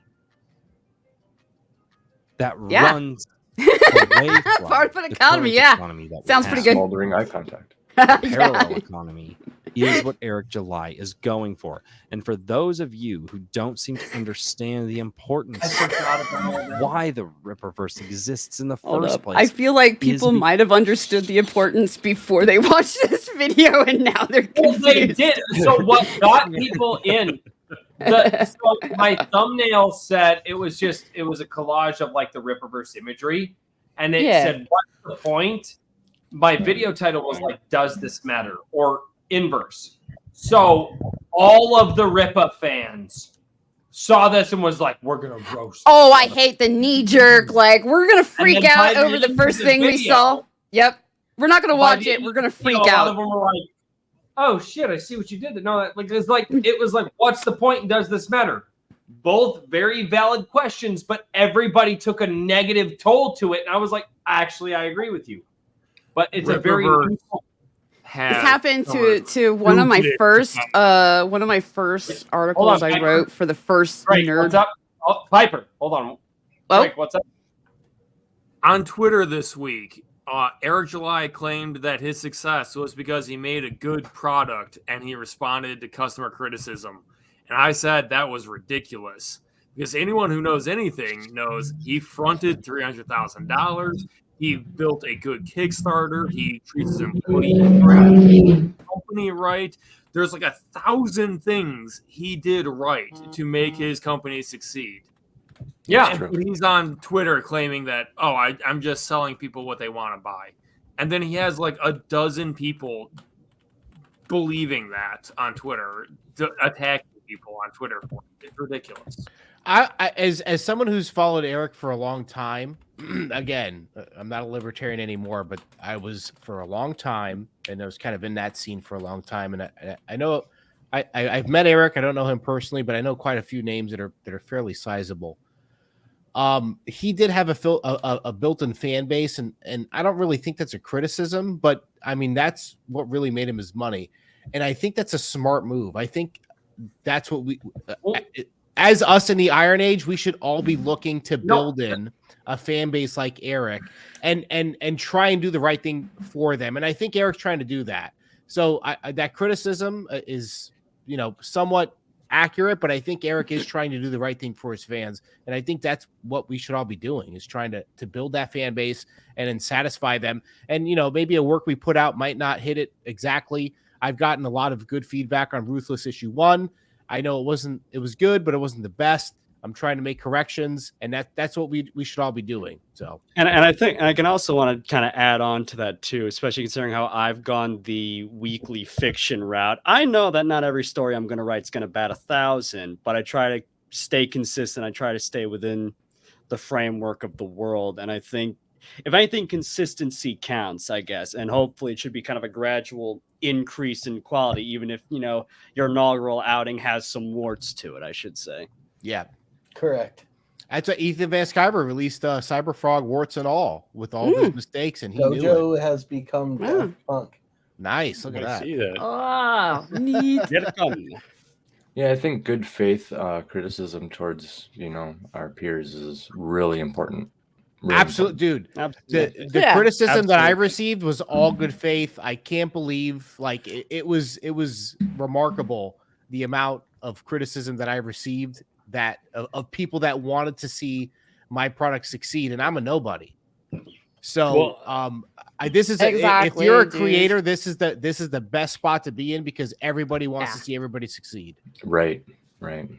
Part of my thinking for it is that a lot of creators also have been in they're like little islands where everybody is attacking them always. So like all criticism they've received is pretty much bad faith typically.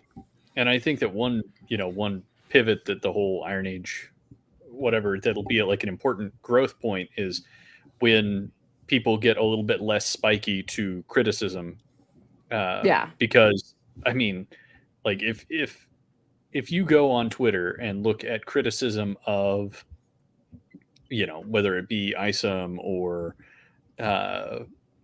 something from Razor Fist or whatever else. You know what I mean? Any of the or Cyber Frogs. A lot of times it's not necessarily good faith. You know what I mean? Like especially if you went back 2 years ago and you looked at the kind of things that were being leveled at those people, almost none of their criticism has been like good faith efforts to actually critique and improve their work. And so I think that's going to be a pivot point in things. And I will also say that some of it also might be a growth period on the creators' part, especially for those who are just now starting to publicly produce work. Because I mean, I benefited from towards the tail end of high school and going into college. I found myself with a few mentors, in particular one, a fine artist, a painter, who was classically versed, and he was ruthless with me sometimes. He would not hold back, and I kind of appreciate that in retrospect, because it's taught me kind of thicken up the skin.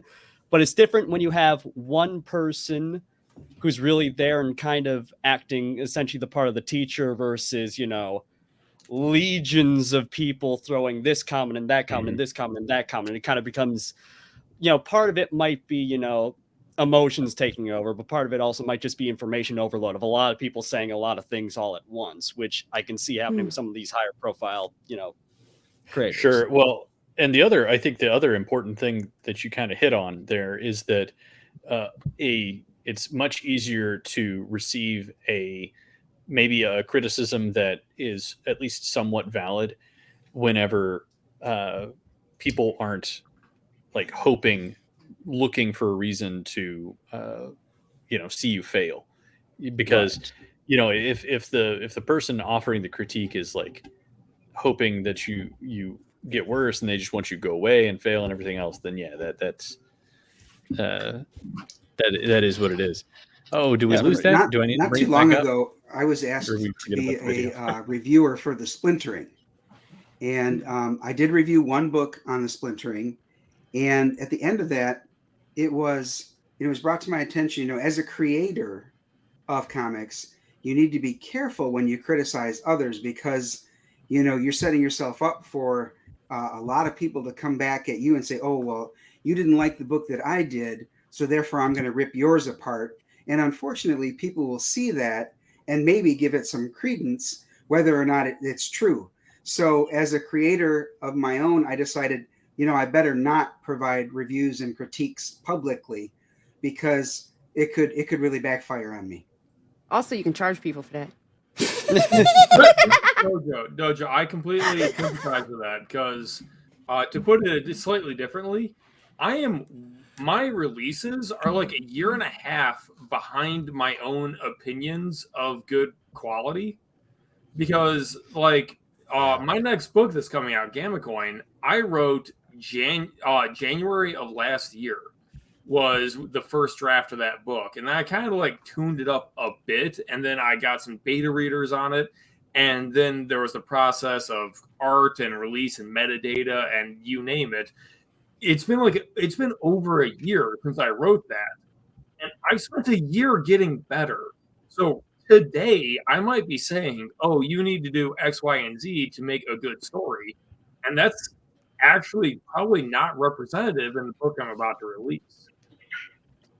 No, I totally get that. And I think also in the case of something like comics, it's just naturally a longer production process too. So by the time your book is out on the market, you've probably have gone through an entire, education, even once you start hitting the reviews. I mean, hell, I am still in the process of doing a really short one shot with Kevin over on 365. And I'm just handing off a single sheet to like Paladin Dragoons helped me out a lot with learning, the ropes of things.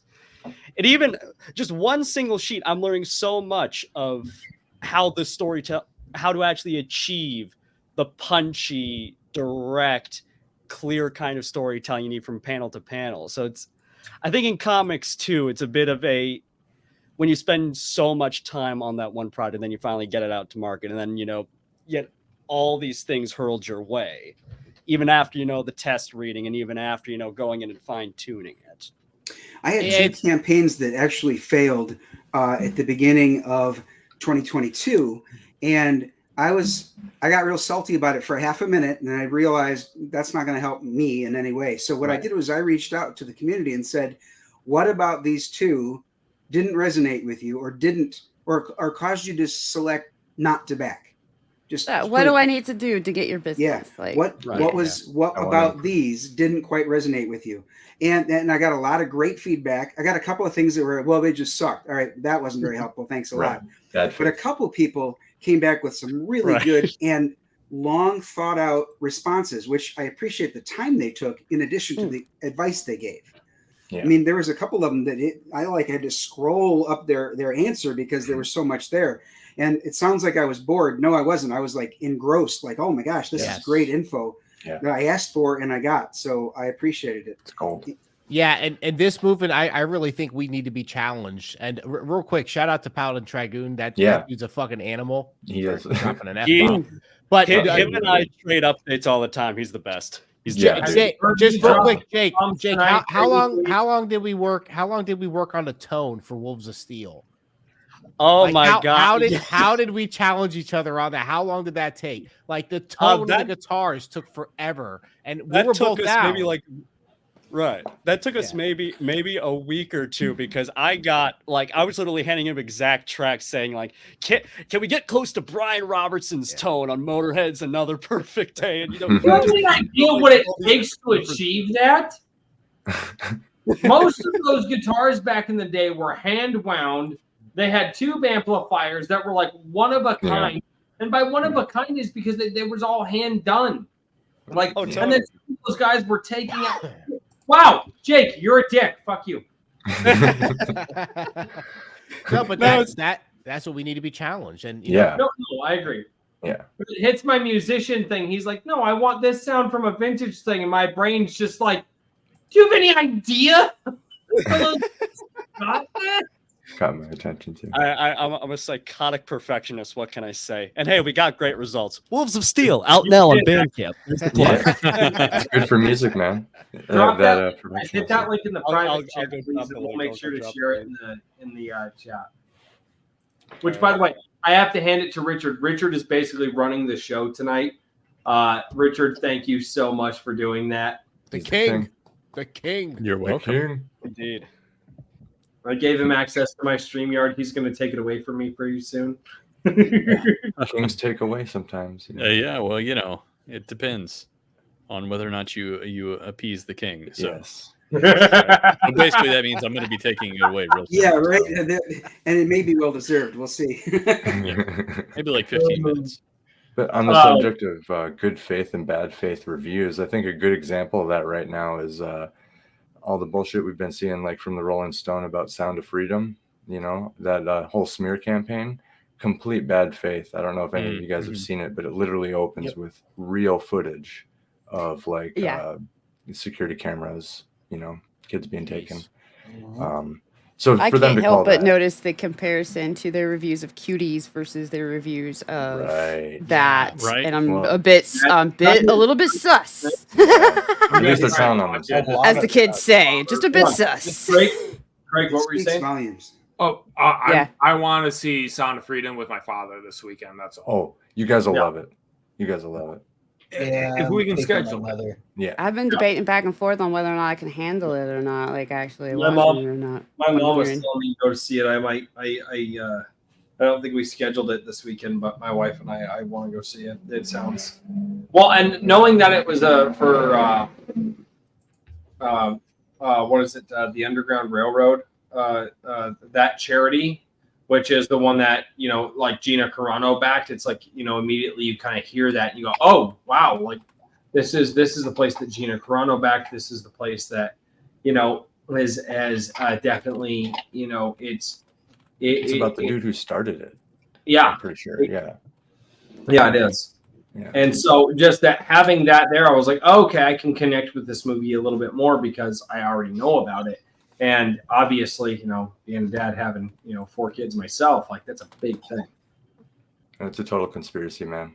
It's a QAnon adjacent propaganda. Yeah. Once you're a dad, it hits differently. You're just like, oh man, dude, for real. What would you do as a father if somebody tried to pull that stuff on your kids? Right. You go to some pretty dark places. Before that ain't no. Hey, kidding. I want to say hi to Bancroft really quick, and then I'm gonna roll out. Oh, Bancroft, is he here? Yeah, Yeah, he's he's in the here. chat. I told you I'm a good chat reader.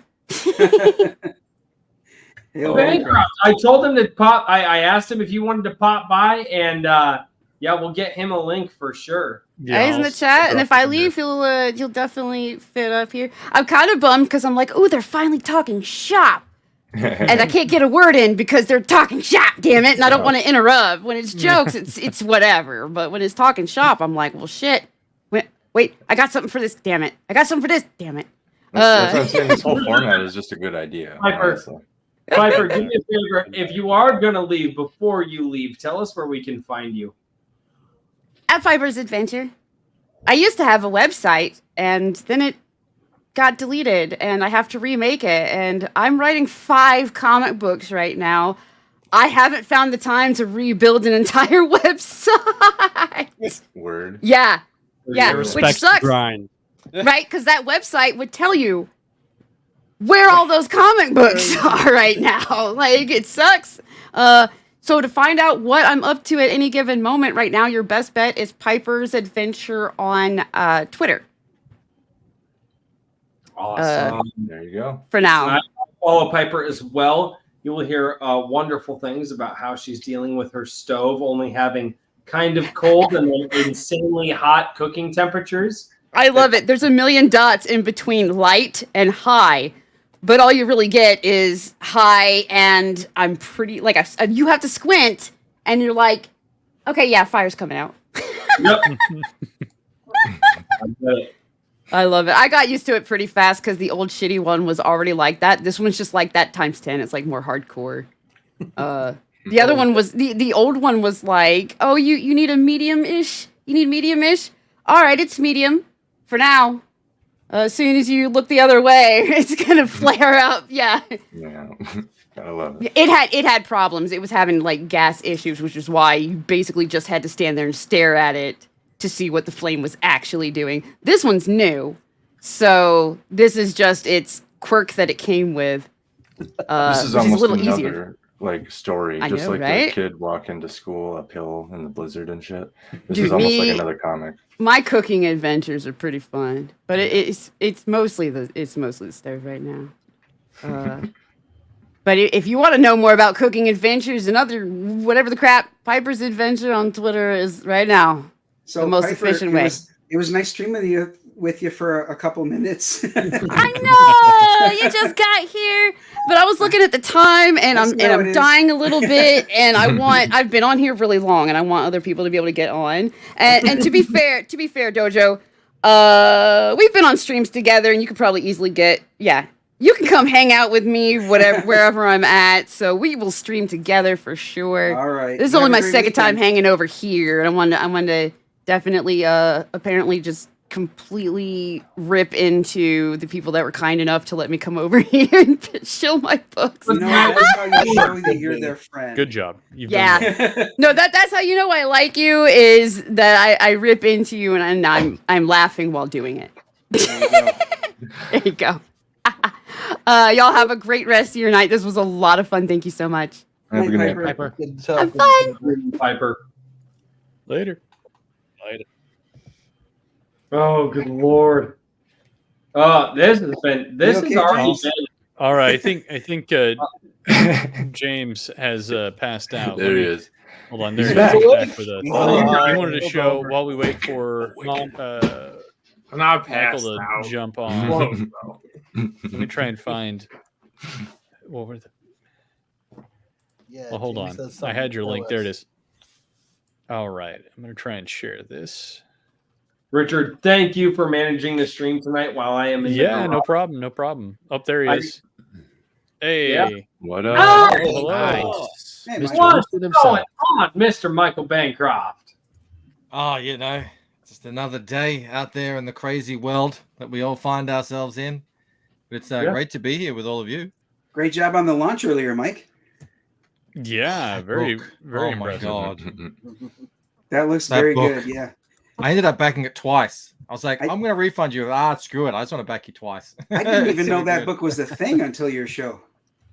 I'd never. I know. Yeah, they've been kind of busy doing other things, but I was seeing a lot of it for the first time myself. It was crazy.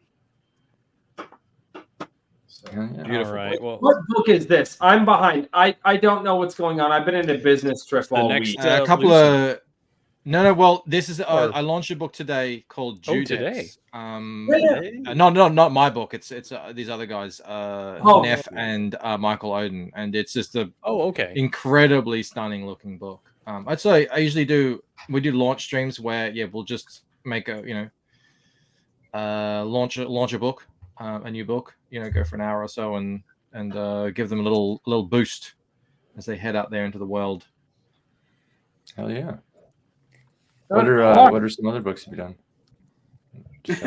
Well, hold on. Let me speaking of books here. We've got James, tell us about what we're about to witness here. Hold on.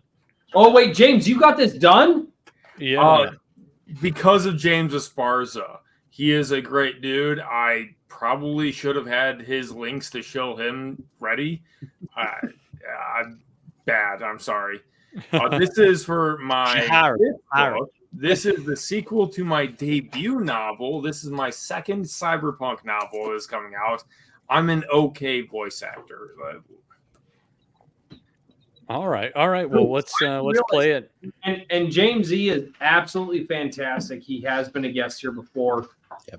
And James, if you're down in the chat at all, you have an open invite tonight. That is the rule for tonight. If you've been a past guest, James E, fantastic. The guy just oozes creativity. So James Craig, don't confuse your Jameses here, people. Two Jameses. I'm a little inebriated. I'm sorry. All right. Well, we'll play the video and then we'll. I'm excited. See what everybody has to say about it. Looks badass already. You him? You're the one that told my son to go to that concert?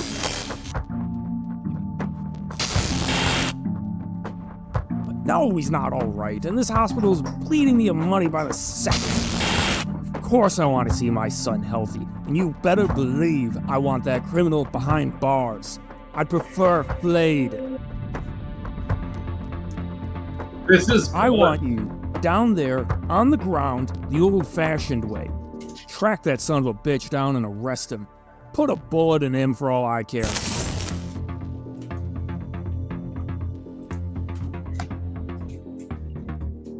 Hell yeah, man.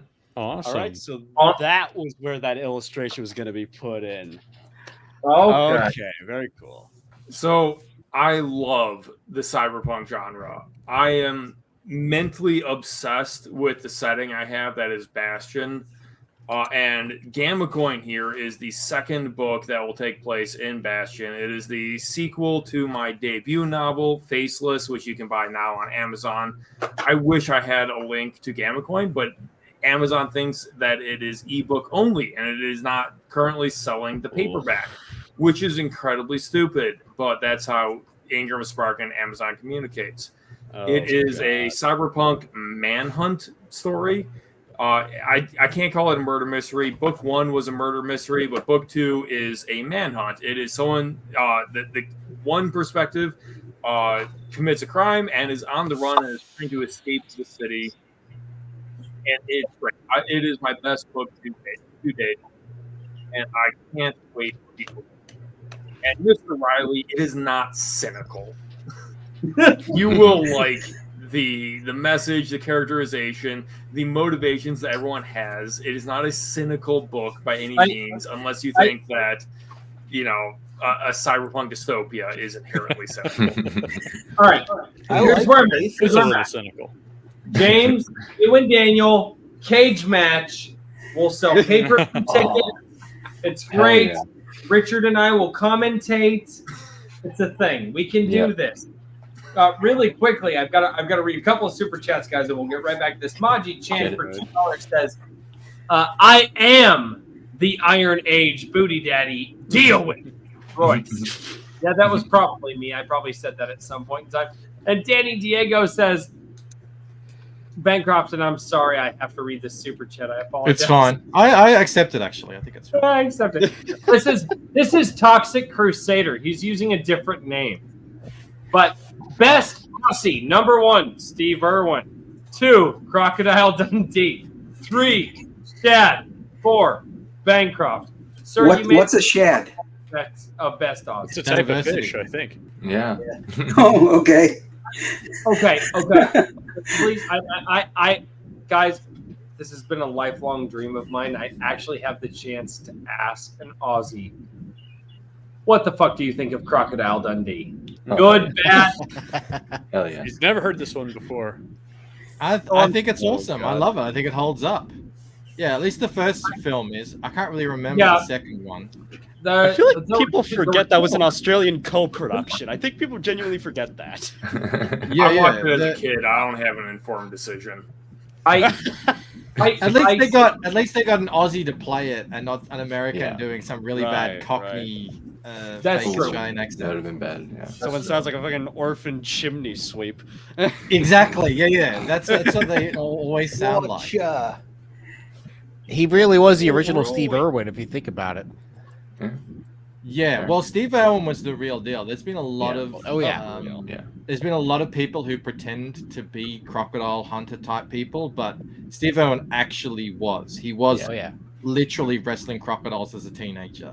And genuine too, like as a person, I believe, like just such a nice Steve guy. Irwin is the best of Australia has to offer. Or was. Well, so wait, hold on. I heard. Okay, so I was on a either I was on a stream with Shad or I was watching a stream with Shad, but it was in that time period when I was Shad had me on a show, and that's too pleasant. But he had said that a lot of people in Australia did not like the representation that Steve Irwin had across the world for like Australian people.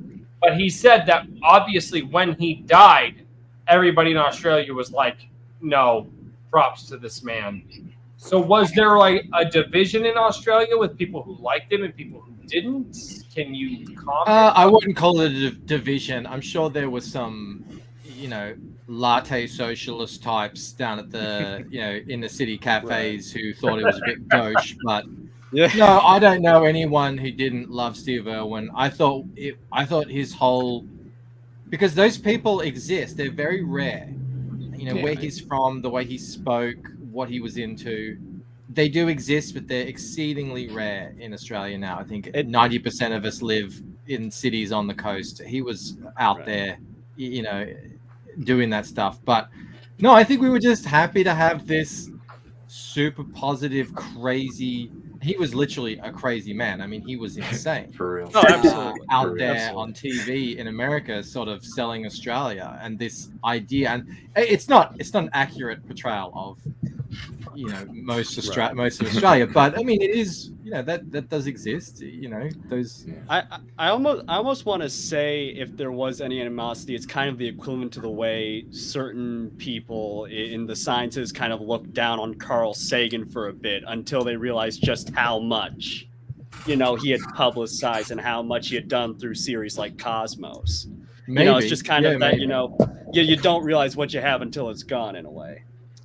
Yeah, I think some people just have their heads up their asses and take everyone too seriously. 100%. So I don't know how you could not love Steve Irwin. And even when he was alive, I used to watch everything that he did. He was just a madman. I mean, I remember one of those infectious personalities. Really? Yeah. He was out in the jungles of some country, and he was tracking a big cat, and he found a log, a feces, a piece of poo, and he goes, "Oh, poo!" and he picks it up. He's like, "Yes!" and he puts it in his pocket. Yep. Because it's like the best. Who's this guy? The best. And then he also there's this snake out in the middle of the outback. Like no one can get out to it. It's super remote. There's nothing out there. And it's about like a city-sized area of land where this one particular snake lives. So it is the most venomous snake in the world. It has enough venom to kill I don't know, 400 grown men or something like that. But no one ever gets bitten because no one's out there. He went out there and he lay down right in front of you. You can watch this on YouTube. And the thing comes up and slithering over him and, licking him. And you can tell he is, as we would say in Australia, packing it. Like he is really scared. And because if he gets bitten, there's no antidote, there's no help. But yeah, I mean, he was an absolute madman. I love that when he would pick up a venomous snake, like by its tail or by its end, and he would constantly saying, "You're all right, mate. You're all right." I'm like, "Yeah, the snake is fine. You're gonna die." Yeah. So to divert back, yeah. Because again, that came from a super chat from Danny. I want to go back to James Craig here, who just showed us that fantastic trailer for his new release, Gamma Coin, and we'll dive into that just a little bit here because I know. James, do you have to get going, or are you still here for a bit? I literally just ordered an Uber because the bars are closing. I'm an East Coast guy. I gotta meet up with people. All right. Well, James, do it. Talk with us. Again, the final few minutes of you being here are yours, man. Take it away. I sincerely love cyberpunk. I think cyberpunk is the most important genre to write in today because I think cyberpunk is a slightly twisted reflection of the modern day. It is the genre to choose for if you want to look at the problems being that are infesting the modern day. That's why I love writing in the cyberpunk genre. You just get a bit of technology where you get artificial intelligences and you get virtual reality and a bit of fun. You get to expand into mega cities like Judge Dredd, and it's a lot of fun, but you still focus on modern issues like overpopulation, like cryptocurrency, like the conflict between the individual and government organizations and the conflict between corporations and government and the interplay they get into. There is so much that is important in this genre. That is why I love writing in the genre. I don't approach every problem in every book I write, but I am trying to get to all of them, and I hope that everyone listening will give me a try. Give me a look in what I'm releasing. I'm going to be releasing more every few months. I don't write just escapism or wish fulfillment or anything. I am trying to write truly meaningful stories. And I hope you will give me a try. That said, I'm shit canned. I've been drunk this entire stream. And yet, he's the only one who showed up the way that every one of you should have shown up. I was not drinking my smoke. Hey, are you drinking the cosplay stream? Because I've been in full Blade Runner attire this entire time. Oh, hell yeah, dude. Yeah, what the fuck are you talking Well, about? I did start out with this. We have a bounty hunter. Sorry, bud. Oh, dude. Let me just get some of this going right now. Solid stuff. Okay. What the fuck Hell is yeah. this goddamn? Yeah, Dude, I can't. so I want to be a 10 out of 10 writer. I'm not quite there, but I'm going to get there, and I want people to follow me and give me a chance. I'm also I'm trying to build a book club because I think that the Iron Age and independent creators will most be benefited by studying the best books that the Western canon has produced, studying them, analyzing them, arguing about them. It gives a platform for debating something and giving your views about writing without directly attacking the actual product produced. This month is Catch-22. We're going to be talking about it in the middle of August. It is a hilarious novel that is almost freaking nonsense to write, and I encourage people to read it. That does mean that I'm encouraging people to read books that aren't the Iron Age, but you know what? The Western canon has produced a lot of really good books. And Read more old shit, please. Yeah. Please, for the love of God. Yeah. Yeah, I don't think there's anything wrong with that for sure. The greats are great for a reason, right? Yeah. Well, some of them. Joseph Heller has been making me crack up constantly. This every chapter is a hilarious skit. I can't tell where the plot is going in Catch-22, but it's hilarious nonetheless. You can't just judge writing and publishing and everything by what's winning Hugo Awards, right? You do have to look to the history, to what inspired people. Words are dumb. I want to give people a platform to talk about these things and debate them and dissect their merits and pick apart what people actually enjoy about it and argue that, well, if you like Catch-22, maybe you'll like this other thing that is recent. So how's that for a show? There you That's a good shill. There you go. That's a good shill. Attaboy. Hey, Solid. Great. Because I know you're going out this evening. Cheers to you, good sir. And thank you so much for being here. Oh. She's got the Uber. Lost on her yourself on the court.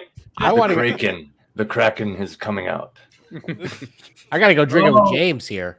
Right, James that's Drake what's is now known as the Kraken. That's your drink with Frizzy name. Dude, that's. I've got writer's tears back there. Eventually, I suppose I need to get some Kraken rum, don't I? Yeah. Yeah. You got some of the Kraken, I've man. never tried it, but I will have. All right, my Uber just arrived. Thank you for the invite. See you, James. Yeah, dude, take it easy, man. Thanks for showing Have up. a good night, James. Yeah. Oh man. Here's the thing. Also, I did have a whiskey. It's just I was in the waiting room so long. I drank the whole thing before I got on stream. Are you old enough to drink that whiskey, sir? Oh no. I've been drinking since I'm 18. I don't give a shit. Danny Diego, also known as Toxic Crusader, for $2 says, "So when do we start playing Hollywood Squares?" We almost could, yeah. That'd be fun. We really almost could. Wait, did they have Hollywood Squares down in Australia? Reruns back in the day, but Oh, that's awesome. not for a long time. But I like knowing that because I'm like, okay, what goes across country lines, what doesn't? Like, it's Right. one of those things that's like, and for the most part, most people know everything about everything. The internet is made that awesome. So, oh my goodness, Lord, man, we have covered. I love these panel streams. Oh my God, Richard, make Daniel full screen now. Do it. This is the first time that Daniel has been two-handed. There we go. Yeah. Gang. He has not been this far down on the chair of power. He's reaching in a while. There we go. Working his way downtown. We'll put it like that. Oh, That first Iron Con's gonna destroy a lot of livers. Yeah. Dude, I'm trying to build a smoker so that way I can barbecue for everybody in the first Iron Con. I'll help you cook, man. Just let me know. I'll make some chimichurri. We'll do some meat. There we go. Dude, I genuinely mean that. Like the smoker here. You guys are gonna. All right. Here's something that you should never see on YouTube. So behind me is my workbench. That's a good pitch. Around me is my garage. That is the cord that is connected to my tablet to keep it somewhat charged. So, there, let's hit this really quickly. My garage is an absolute sty. Do not tell my wife that I did this. She will kill me. You can't. I think she was in chat earlier. Yeah. My garage is a mess. Don't tell my wife that I did this. I don't have to, is what I'm saying. Oh! Hail to Nine Realms Publishing in the chat. What? So that Hail. big ass showing us? tank right there. Oh hell This yeah. is my smoker. I'm building it right now. Fuck yeah. Godspeed on that front. My gosh. How many pigs can you fit in there? Yeah, look at that. I Look at that could- nice. legitimately, that What up? one can probably fit a half comfortably with where the hot zones are going to be. I could probably fit a half a pig. If I negated the hot zones, I could probably fit a whole pig in there. Hell yeah. That was a nice clean hole in that smoker. What's that smoker smoking? It's not done yet. It's not done yet. It's an old air compressor tank. I took an old air compressor tank and I'm converting into a smoker. So when I tell you guys, my goal is to get all of you together. Michael Bancroft, you're not coming to somewhere in the Midwest. You're going to Florida to be like the cool kids. Oh, wait. You're gonna be in Florida, Michael. Further inland, like, dude, I would have loved to shake your hand, but no, I'm not important. Anyway, look, eventually I will get back, and yeah, I will. I would love to see more of the country, but this is going to be a bit of a whirlwind tour. It's a Tampa Bay Comic Con, so kind of. I'll look that up, man. I'm in Florida. I'll drive up there. That'd be awesome. I'd love to meet you. Oh yeah, I love your work. Yeah, that would be amazing. Yeah, lots of people have already said they're coming up, down, across wherever they're coming from, and yeah, it's going to be great. A lot of beer will be drunk, I'm sure, and it's going to be a fun weekend. Especially you're going to be dodging drop bears on the way up. Yeah, exactly, right. Michael Harris, how are you doing, good sir? Good morning, everybody. Hello. He's on the other side of the world where it's like light out. Yeah. There we go. So is Michael Bancroft. It's also like morning or afternoon your time. Afternoon. It's 1:15 p.m. But it's a bit. Yeah, you're 2 hours ahead of me. So. Oh, where are you at? I'm in China. Oh wow. So a bit further north. Visiting my wife's. I'm at my in-laws' place right now. Hell yeah. How's China doing? China's doing okay. Yeah. It's communist. Says hi. America says hi. Or should I say it says Ni Men Hao. America says help. America says help. Exactly. Just giant Wile E. Coyote sign. Help. Yeah. You're not. I'm not 100% sold on China helping America, though. Yeah, it's good. Oh God, we're not getting into that conversation. Yeah. Dan bleeds red, white, and blue. Oh God. I did the red, white, and blue because I was like, so this background here, I was like, babe, I need a background that doesn't look like my workbench because it's a nightmare behind all this. And I'm like, she's like, well, I've got a couple of sheets. And so she starts showing me all the sheets. I'm like, I'll take the red and blue one. And it looked like trash. And I'm like, I've got 2 American flags folded up in my closet on shelves. I'm going to go get one of those American flags and hang it up. And I was like, it'll at least look better. Yeah. And you know what? Tis the season. You're crazy. Royce, I need to tell you something. It's not a slam, but just, for informational purposes, the field of stars should be on the left.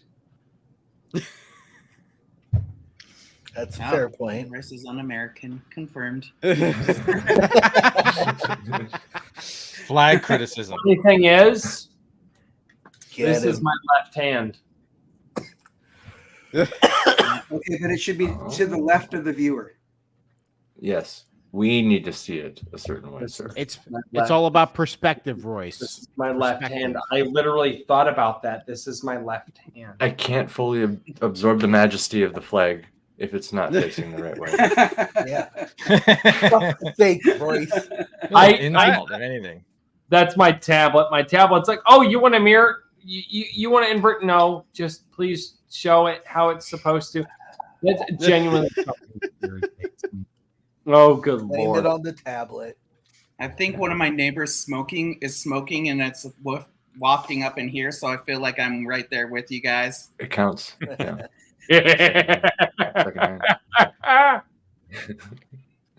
This is my second cigar tonight. Ooh. I'm gonna be. Yeah, not good, dude. I'll be feeling it tomorrow. Yeah. No. As in the words of Doc Holliday from Tombstone, I haven't begun to defile myself. Great line. We'll ask your lungs in a few years. Anyhow. You don't inhale cigar. Yeah, you don't inhale cigars, bro. I know. You're gonna wake up and hack up the river spirit from Spirited Away. When I graduated high school, I had a cigar and I was so drunk I must have inhaled a ton of it and I vomited. Oh my gosh! As somebody who I smoke cigarettes. Ooh, right. inhaling a cigar is like death, and I'm already killing myself. And like, it's like, dude, it's not a good thing. So, oh my goodness, Lord. So, It looks so cool, though. No, I mean it looks so cool until you die. Then it's not quite as cool.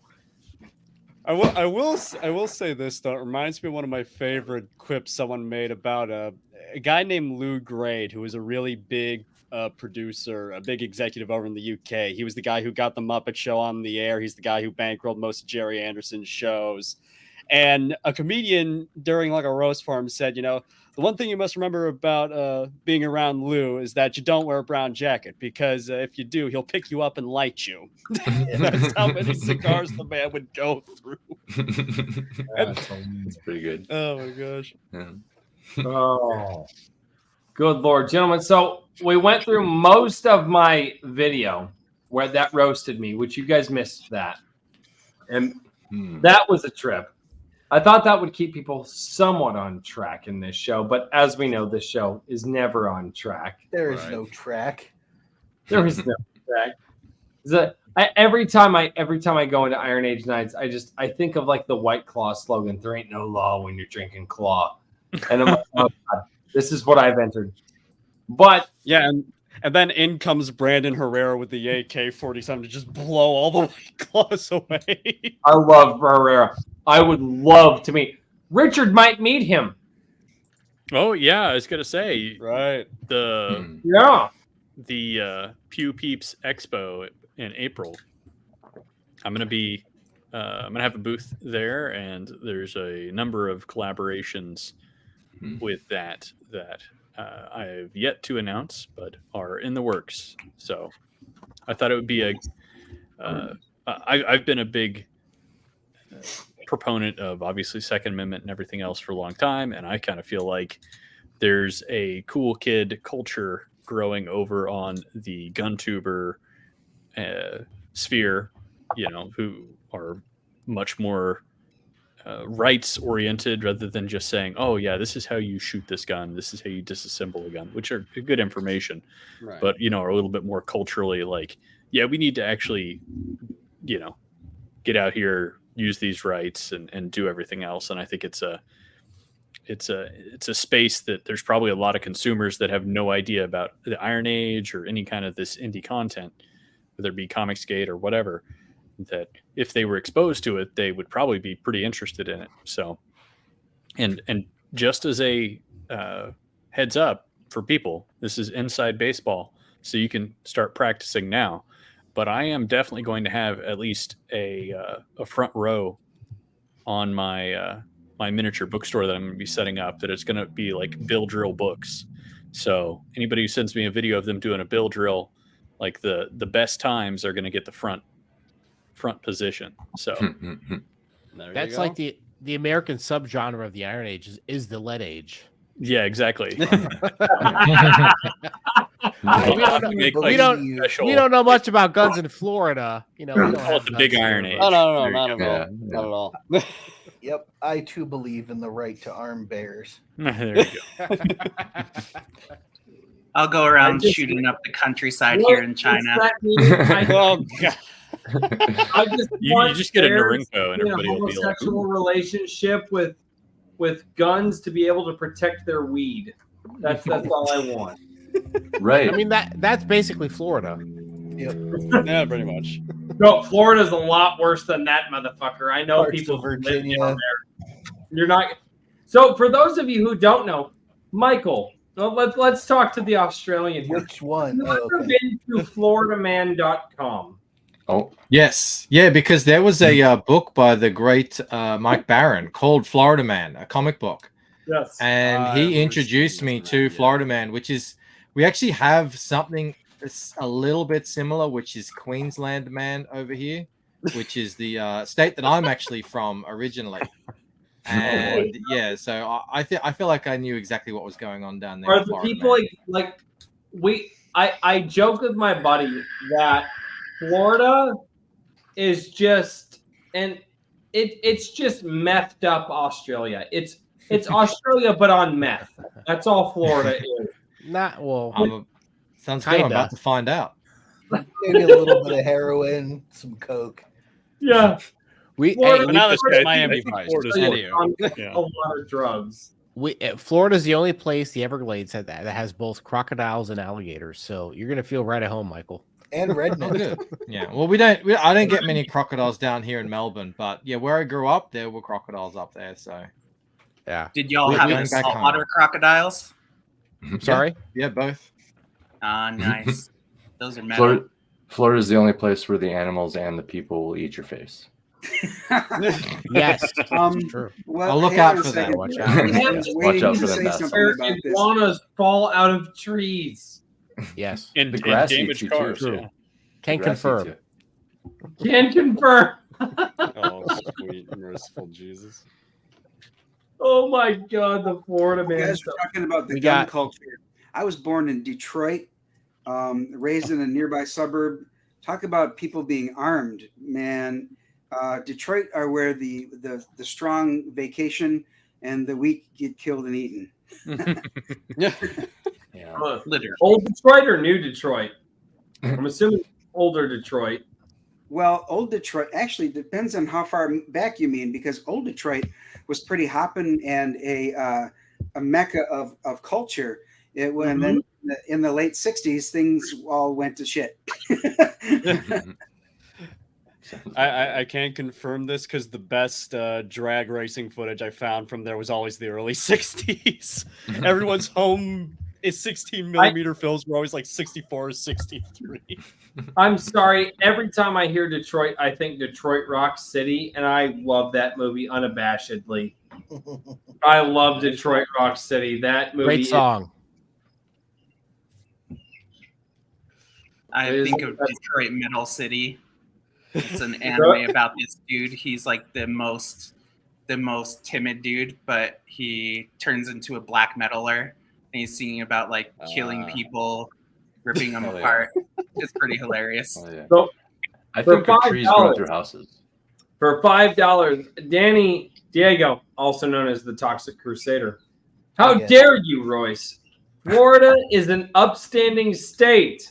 I live here after all. Now, if you excuse me, I have a Wendy's to rob with my meth gator. For real. It's not legit unless you throw the gator through the drive-through window. That actually happened. I know. Yeah, that Oh, did. That was, catch. that was the greatest story. Did you hear about that, Bancroft? Not that particular one, no.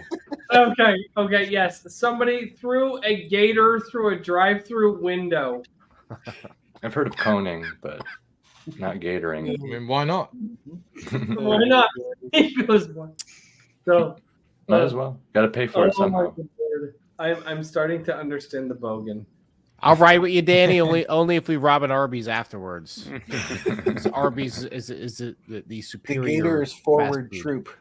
I hear they have the meats, in fact. They do have the meats. Anybody here ever eaten gator? Oh yeah, I love Yes, it. I It's have it, delicious. Crocodile. So good. Delicious. So good. It's good. Gator tail is awesome down in the Keys. Mm-hmm. Oh hell yeah, man. Yeah, crocodile is delicious. It's hard to find though. I've had it once, and I'm glad that I had it. It was actually prepared well. A little salty. Well, maybe that was just how it was prepared, but mine was a little salty. But outside of that, I mean, it was really good. People are like, oh, it tastes like chicken. No, it's not. It's not. Well Kind of, but prepared. it's It's not. more like That a really particular gator well done spent too steak. much time on Yeah. the internet. Mm-hmm. Yeah, it's great. I may or may not know that dog tastes like turkey. That's awesome. Oh god. That's awesome. Dude, I found emu farms in Iowa, and they sell emu steaks. Mm-hmm. And I'm like, Even I we want- don't eat them. huh? Even we don't eat them. Why? You guys are still afraid of those guys? No, still it's afraid of Oh no. They have genetic memory. They won the All war. rest of the emus that solidarity. exist get really pissed. Dude, I don't care. I'm one of those guys. I'm like, I don't care what the animal is. I would love to try it. At the very least, once. You try everything once, and if you don't like it, you don't like it. And people are like, well, would you try a dog? And I'm like, yes. Well, I said every animal once, and if I don't like it, and then just watch people just lose their minds. Shout out to John A. Douglas. I see him in the chat. I'm still waiting for my Sasquatch steak. I'm guessing it's gonna taste like pork. Yeah, man. What the fuck? Dog is a fine meat. I assume it's hanging in his garage. You know, just You better finish curing that and start Right. sending it out. right. Iron Age meats. Yeah. I read John Douglas's quote, and I had to look back at my dog and just say, "I'm kidding. I'm kidding. Dog is not a fine meat." I don't want him to get worried. He worries. Yeah. But horse sausage from Kazakhstan, that's actually surprisingly good. Horse sausage? That sounds good. Yeah. Okay. Oh, meal. Like the Kazakhs eat a lot of horse, and it's tasty. That's not too strange, you know. Horses have sustained humans for a long time. You know, a lot of the steppe people, like nomadic steppe people, you know, drank horse milk and ate horse meat all day. You know. Yeah, And like they're in ripped. Mongolia, their like, national drink is fermented horse milk. Fuck yeah, dude! You could get behind that. That's so much There culture was- in every drink. There was this billboard, and it had a bunch of animals lined up next to each other, and it was like, where do you draw the line, right? And I saw this billboard, and then like weeks later, I see a meme, and it's like, where do you draw the line, and where you eat? Because it had, you know, it went from like the bigger animals down to like, you know, dogs and cats, and then like bunnies and stuff. And the guy was just like, somebody drew like a bunch of red lines in between all the animals, and they're like, this is where we're normally in society, this is where things start to get desperate, and this is apocalypse, and like everything was on the menu. And I was like, no, but he's right. Like it's not a bad thing at all. You just draw a circle around it. That's where I draw the line. Yeah. Usually you draw the line across the throat. And then Yeah. I mean, if you want to get technical, yeah. So okay, hey, I get to tangent now. Why? Because it's the cigar stream. Get it? How many of you here? And this, the YouTube's gonna be like, how many of you here have ever slaughtered an animal? Wait, professionally or personally? I've seen it. I didn't do it myself. I helped dress the animal after it was slaughtered. I don't know if that counts. Okay. Yeah, I'll count that. So, I've done pigs, turkeys, chickens, deer.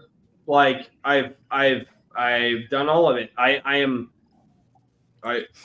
done it. I have literally killed the food that I eat in that same day. And I feel that a lot of people don't have the appreciation for that anymore. It's weird that a lot of people wouldn't do it, but then they would Yeah. eat the final product. Yeah, that yeah. is weird. It's as old as humans, man. Unfortunately, I was a knocker in a meat packing plant for 6 months. Oh shit! Oh boy! I got to clean. Wait, you were the a meat knocker? place. So that was fun. Yep. Oh, and you cleaned it. I cleaned it. He knocked. I cleaned. Yeah, I was a knocker at a meat packing plant in my bedroom for. That's a lot like what John Douglas says. The in the wrong chat. kind of beaten meat. There's no tenderizing involved in that. Sorry, I apologize. Unless you do I it too apologize, much. YouTube. Stop apologizing. You're not Canadian. I'm Canadian. I am part Canadian, Royce. Sorry, Don't take my I'm Canadian mostly Canadian. The only stories thing away. that makes me I'm American sorry. is I was born here. No, my mom was born in Red Deer, Alberta. Hell yeah. I'm sorry. forgive I'm you. sorry. I forgive you. Sorry. Anyhow. Now, since I have Chinese family, I get to be loud and obnoxious in 2 languages and 2 cultures. There you go.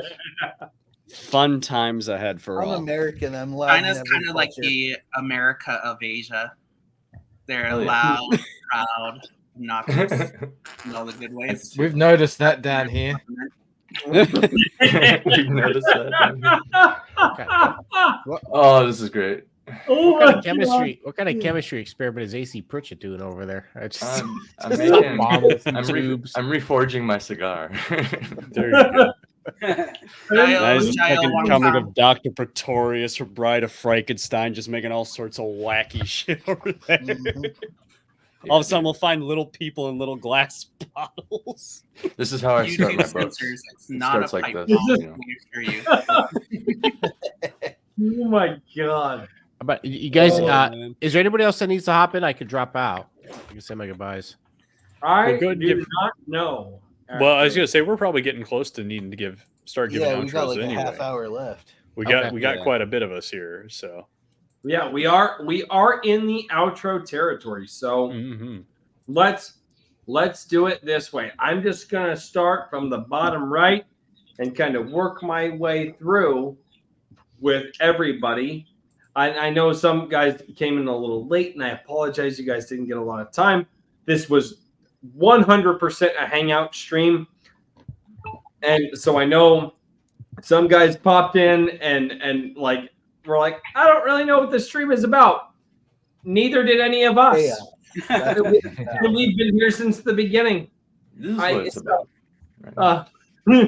But M. Anthony Harris, good sir, give us your best shill that you can and let us know where we can find you. Okay, the best show that I can. I'm awesome. You're awesome. Give me money. No. Nah. No, it's The Herman's Sistine advice. Chapel of Shills. Yeah. Let's That's see. that's on buy my book levels. Yeah. Buy my book. Buy my book. Buy my book. That too. But yeah, let's see. I've got a bunch of books right now. I think I've published 5, and I'm hoping to publish a couple more by the end of the year. Maybe 2, either 2 or 4 by the end of the year. We'll see. That's a big jump. Hell yeah, man. Yeah, I have a series I'm You have working a on. wife? It's- Pay attention to her. Yeah, that's why I'm here. Oh God! Wait, Oh, that no. that came out wrong. Don't let her watch this stream. Don't let her watch this stream. I meant here and here. Not anyway. Anyway, yeah. Yeah. So let's see. I'll show my books, the ones that I have published. I have 2 books in the Sleeper Agent series. It's about a dude when he goes to sleep, he can see through the eyes of people who are awake, and he gets caught in a terrorist plot. And it ties in with MK Ultra and all sorts of fun stuff. The second book ties in with the sleeping, like there was this mysterious sleeping illness in Kazakhstan, and I have a couple friends from there, and they were telling me like some secret Soviet history. So I wove that into the story. Hell yeah. Gotta. Let's see. I have my book Echoes of Memory. It's a big old chonker. Like, well, I don't have a physical copy because I'm here in China, but pretty dang big, 600-700 pages. And yeah. Daniel's read it. He says it's pretty good, so you can trust him. Let's see what other.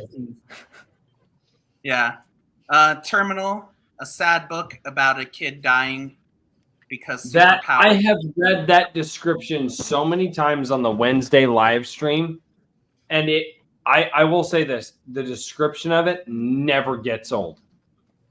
It's Alright. the idea that getting superpowers in the world is a death sentence is an interesting concept. Yes. And then you also pair that concept along with a young man kind of finding his fling. He finds the girl who apparently is interested in him, and then all of a sudden he gets superpowers, which should be amazing, but it's a death sentence in your world. So it seems like there's a lot of things. I never get tired of reading that description. I feel like that is definitely in the top 10 story descriptions that I've heard in my last year of doing this. Awesome. Cool I'm glad to hear that. So Yeah. It's a sad one, but a good one. Let's see. Yeah, name of magic, bro. Yeah, name of magic. So that one is. I'm drunk and keeping him on track. Yeah. You got so many Dude, he was Man. 2 hands. You could have put 2 hands above him on the seat of power a minute ago. He was low. I'm sitting up for the end. Yeah, so name of magic. There's this girl. She gets accepted to the Imperial Academy of Magic. It's set in like an alternate China. And while she's there, she finds out that the magic is coming all from one person who was an ancient mage from long ago, and their whole clan got wiped out and just disappeared off the face of the earth. So she's literally connected to the source of magic, and it's guiding her. And there's conspiracy trying to open up the gates to the old magic, and there's like some demonic forces behind it that are trying to use it to unleash this ancient evil, and she has to stop it while figuring out why the source of magic for her world was exiled into an alternate dimension. And yeah, pretty fun stuff. Oh, yeah. Dude, no, and Another both of them substantial book. What's both that? of them. Daniel, what's that? What I did you said say? it's another substantial book, but you're cutting out, bro. Yeah, that one's hefty, but not quite as hefty as Echoes of Memory. And I'm hoping to publish a series of kids books. The first one will be done maybe in a month or two. It's a kids detective series, Sherlock Hamster, but it's written in the style of like Philip Marlowe, and like basically imagine like the 1940s, The Shadow, Philip Marlowe, all that, but written That's for kids. awesome. That's awesome. And then I'm hoping to maybe publish a steampunk murder mystery by the end of the year as well.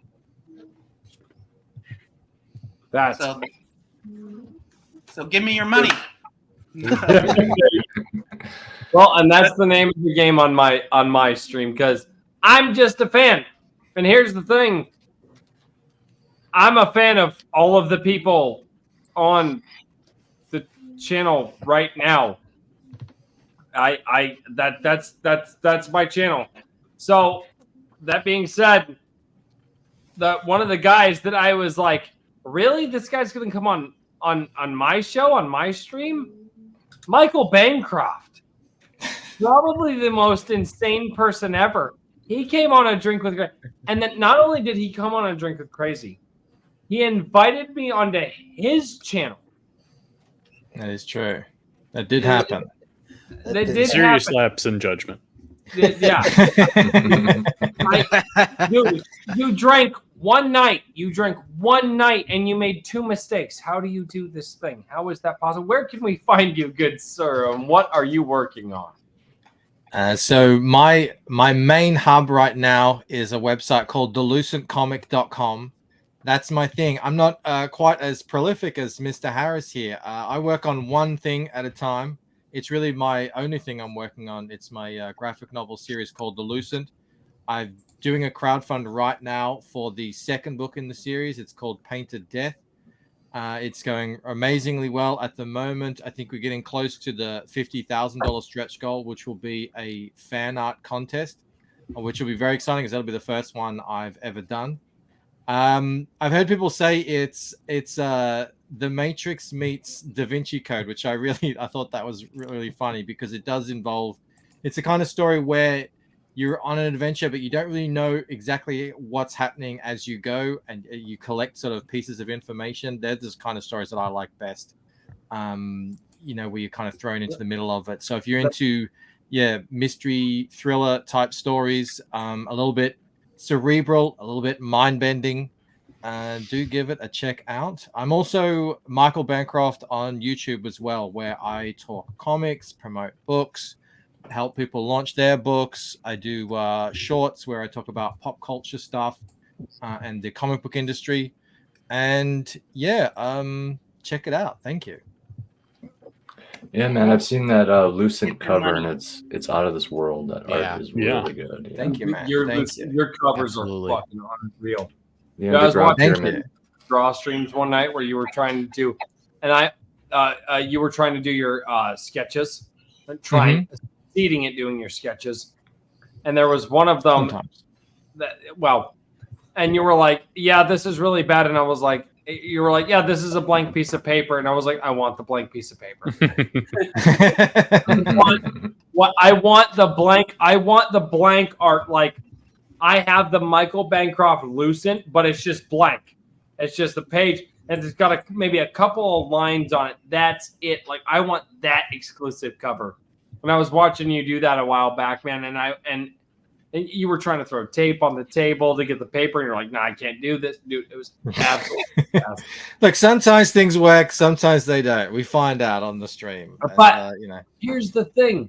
I'm the guy that if you draw something, you're like, "Oh, wow, this is crap." I want that thing because you don't understand. When you're dead and gone, I can sell that thing that you thought was crap for like millions of dollars.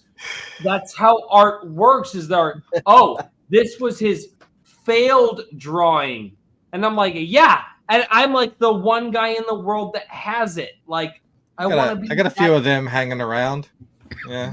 I want a good idea for a story. You have like a time traveling murderer. He just goes back and kills famous artists. Then he sells all their work for a bunch of money. Nice. Not a bad idea. Yes. That's not a bad idea. You're giving ideas to people.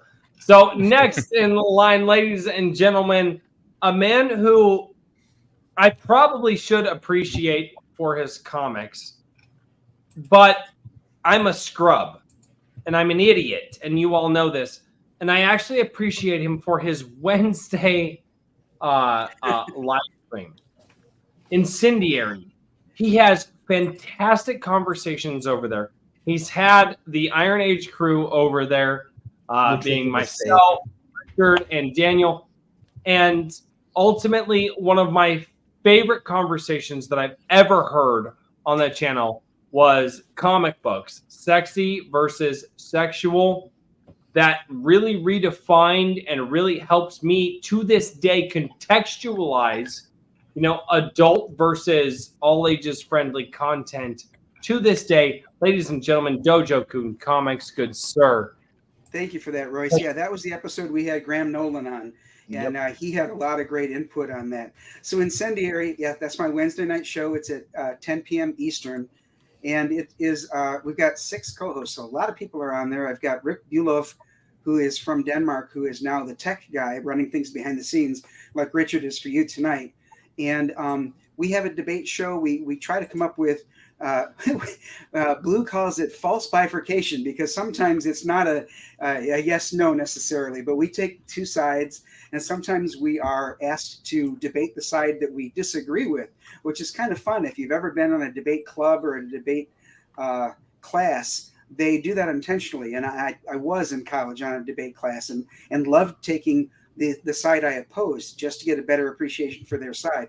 So on that show, we have a guest that comes on who has a live campaign or a campaign and sign-up phase. And we start out with the debate first.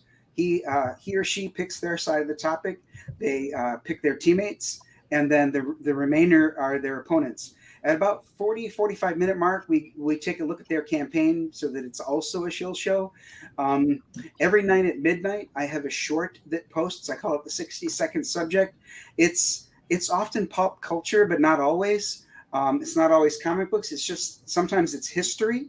Sometimes it's historical figures or events. It's just whatever I find super interesting that day, I try to make it a 60-second subject, because maybe somebody else would learn something from it too. And to go back to the first thing you talked about, yes, I'm a comic book publisher for Dojo-kun Comics. I've been publishing since 2014. I've published 14 comic books now. The current campaign is Projectile Reptile. It's a gunslinging, druidic magic, time travel superhero book. So everything and the kitchen sink is thrown into this subject or this comic. It was sorry. And the cover art looks fantastic. Oh yes, so the covers. The interior artist is Caius from Brazil. I don't know what it is in the water down there in Brazil, but there's an awful lot of great artists. Something about Brazilians. Oh yeah. So Caius did the cover. Okay, so it's not just me noticing that then. No. Brazilians and Filipino colorists. I don't know what it is. Yeah. Really good. Yeah. What's going on with that? I don't know. I'm here for it. Conversation I'm here for it as well. Good point. Caius did cover A. Is that a race? I've got a Renzo Rodriguez variant.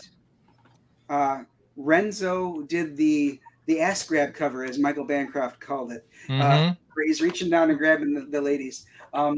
Cover C is a hardcover, exclusive limited edition hardcover by the great Shelby Robertson. This, in fact, will be the first time any of Shelby's work has ever appeared on a hardcover. I've also got a Kickstarter going, and on that one I have an exclusive cover by Peter Orchard Studios. He actually won the fan art contest for Projectile Reptile, and I got permission to use that as the cover in my Kickstarter exclusive. So lots of opportunity to get Projectile Reptile. It's still on both Indiegogo and on Kickstarter. So if you'd like, it sounds like you'd like to read, give it a chance. It's in demand on Indiegogo for a little while. I just got the last 4 pages back from my letterer, Eric Weathers.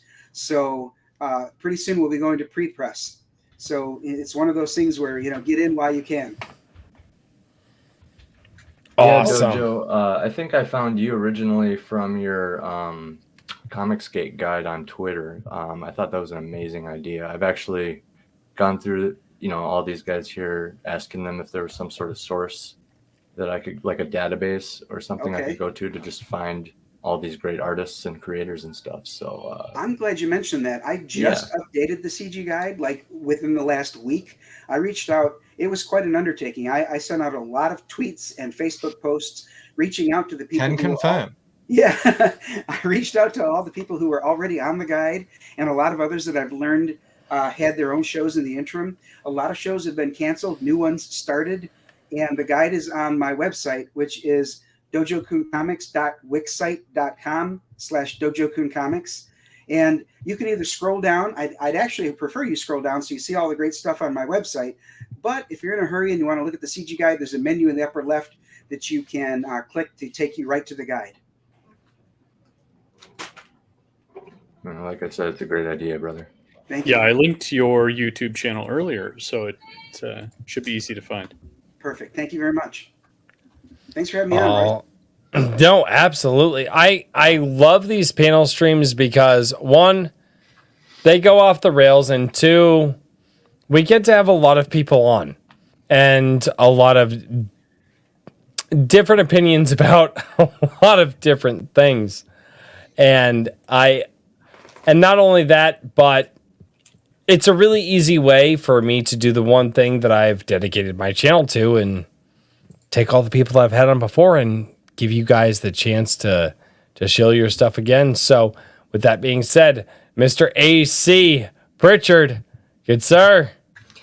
Hey, just want to say thanks again for having me on. I know I just debuted like a couple weeks ago, but it's been an honor to come out swinging in the Iron Age. Hail. I hope I can impress everybody, trying to better myself as a writer and put out some quality product for everybody, I got a full novel all done. It's waiting. It's not nearby, otherwise I'd show you. It's like this thick printed, like 150,000 words. I'm waiting for something good for that. Like I'm going to put a lot of work into that. It's like my opus, and it's a perspective and tense that I'm not usually gonna be writing, so I just want to make sure it's done well, and it's from a female perspective and stuff. I just want to make sure it's done really good before I put it out to everybody. But what everybody can check out is the book that I just put out on July 4th. It's called Mortal Descent. It's book 1 of what I'm calling the RK Chronicles, and Arcade is the name of this world that my novel takes place in.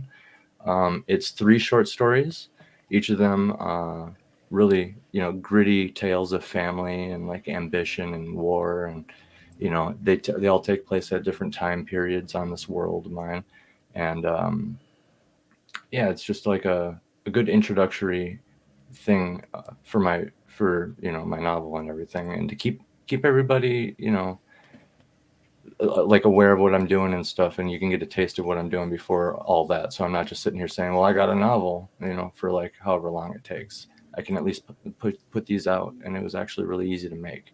So that book is Mortal Descent. It's available on Amazon in paperback and hardcover and digital, but I'm also working on an audiobook, and I got actually a couple sources on that I'm going to try to share with everybody. So indie creators have a resource. I'm not going to just, get a whiff of something and hoard it.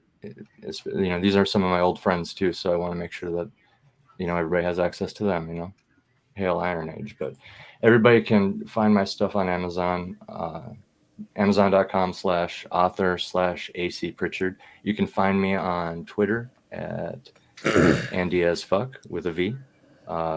AC Pritchard is my name on there, And yeah, thanks for having me on, guys. I'm down to come and chat with you whenever you want. And I got this nice mic right here, courtesy of Evele Music. Thank you, Evele. You're the man. Yep. So I can appear at all these places now and really start talking and be a part of this. On that note, go see Sound of Freedom. You got it. Ooh. You gotta. If you're a father, I do need to go see it. I do need it. Well, I may not, but I'm gonna be doing a mega thread on Monday where I want to tag a few people that have seen it, or even if you haven't seen it, I just want to like start it off with a group of names, and we all just kind of talk about it publicly and have like an interactive review session and discuss the stuff. And I kind of I'd like that to be a regular thing, but we'll see where it goes. Awesome. There you go. That's awesome.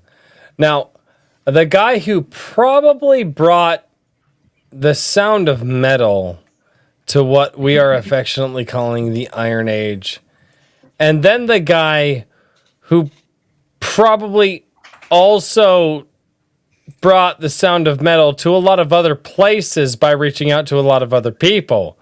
Ladies and gentlemen, JVP Music. Good sir.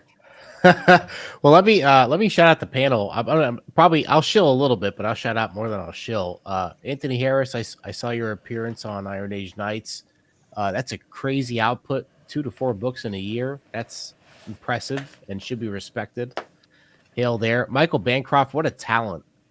What a raw talent. I'd love to work with you. If you ever need a score for any trailer, you let me know. I'm good at what I do. I will do right by you. You just let me know. His music is good, Michael. It's and I've heard more than what just the metal side of it. I've heard some things on the back end. He's really good in a lot of different areas. I could do a lot more than metal. I really want to get more into orchestral too and scoring. But and you've heard that, Royce. Doja-Kun was actually the first Iron Age Nights show I've ever watched was with Doja-Kun, and I followed him ever since, and that was great. AC Pritchett, I saw your appearance recently, and I see you got the new baby. That's great. Wish you all the success. Thanks, man. Jake, what can I say, man? We're creators together forever. So I'm sure we're gonna do more stuff in the future. What a young Jake's got such a high ceiling. He's so young and he's so good at what he does. Can't wait to see what he puts out. And brother from another mother. I mean, what can I say, man? I'd love to hang out with you someday. Richard and Royce, thank you for give me a platform, give me a home. I'm trying to set up a barbecue. I'd love for I mean that literally. That's not for YouTube. No. I'm building a fucking smoker so I can cook for people. Because I want to cook good barbecue. And the best way, you give some people some beer, some good barbecue. And that is how people come together. And that's in the Midwest, Royce? Huh? That'll be in the Midwest somewhere? Yeah. If If I can pull it off, I will send out my address and hotels to stay at, or if you have your own fifth wheels or campers to tow behind you, there's plenty of campgrounds and stuff around me. I mean, there's dozens of them within 10 minutes of me. I really mean it. I would love to have as a group of people from the Iron Age, from what we're doing here, come over and hang out for a day. And I cook for you, and my wife cooks for you, and you go back, and it's a camping experience. And the area that I live in is gorgeous. And the area that I live in is was not touched by the glaciers. When the glacial collapse happened, it actually went around this area. It's insane. So, Royce, I'm not asking you to dox yourself. Don't give me the address, but what state are we talking about? Iowa. Iowa. Okay. Close to Wisconsin, close to Minnesota. I know where it is. No, I listened to what I just said. Oh, I see. Northern Iowa. There you go. Gotcha. So, all right. Well, JVP, where can we find you? Real quick, shout out to John A. Douglas for that great interview with Razor Fist. Yeah. I sent him a message where conversation. you can see the improvement of just him as a host. Mm-hmm. Just wonderful. I love to see this movement grow at an individual level and at a meta level. Shout out to John A. Douglas. Shout out to Everly, great musician. Mm-hmm. Man, check him out. Support him. He's done a lot of work. He's done Richard's theme for his stream show.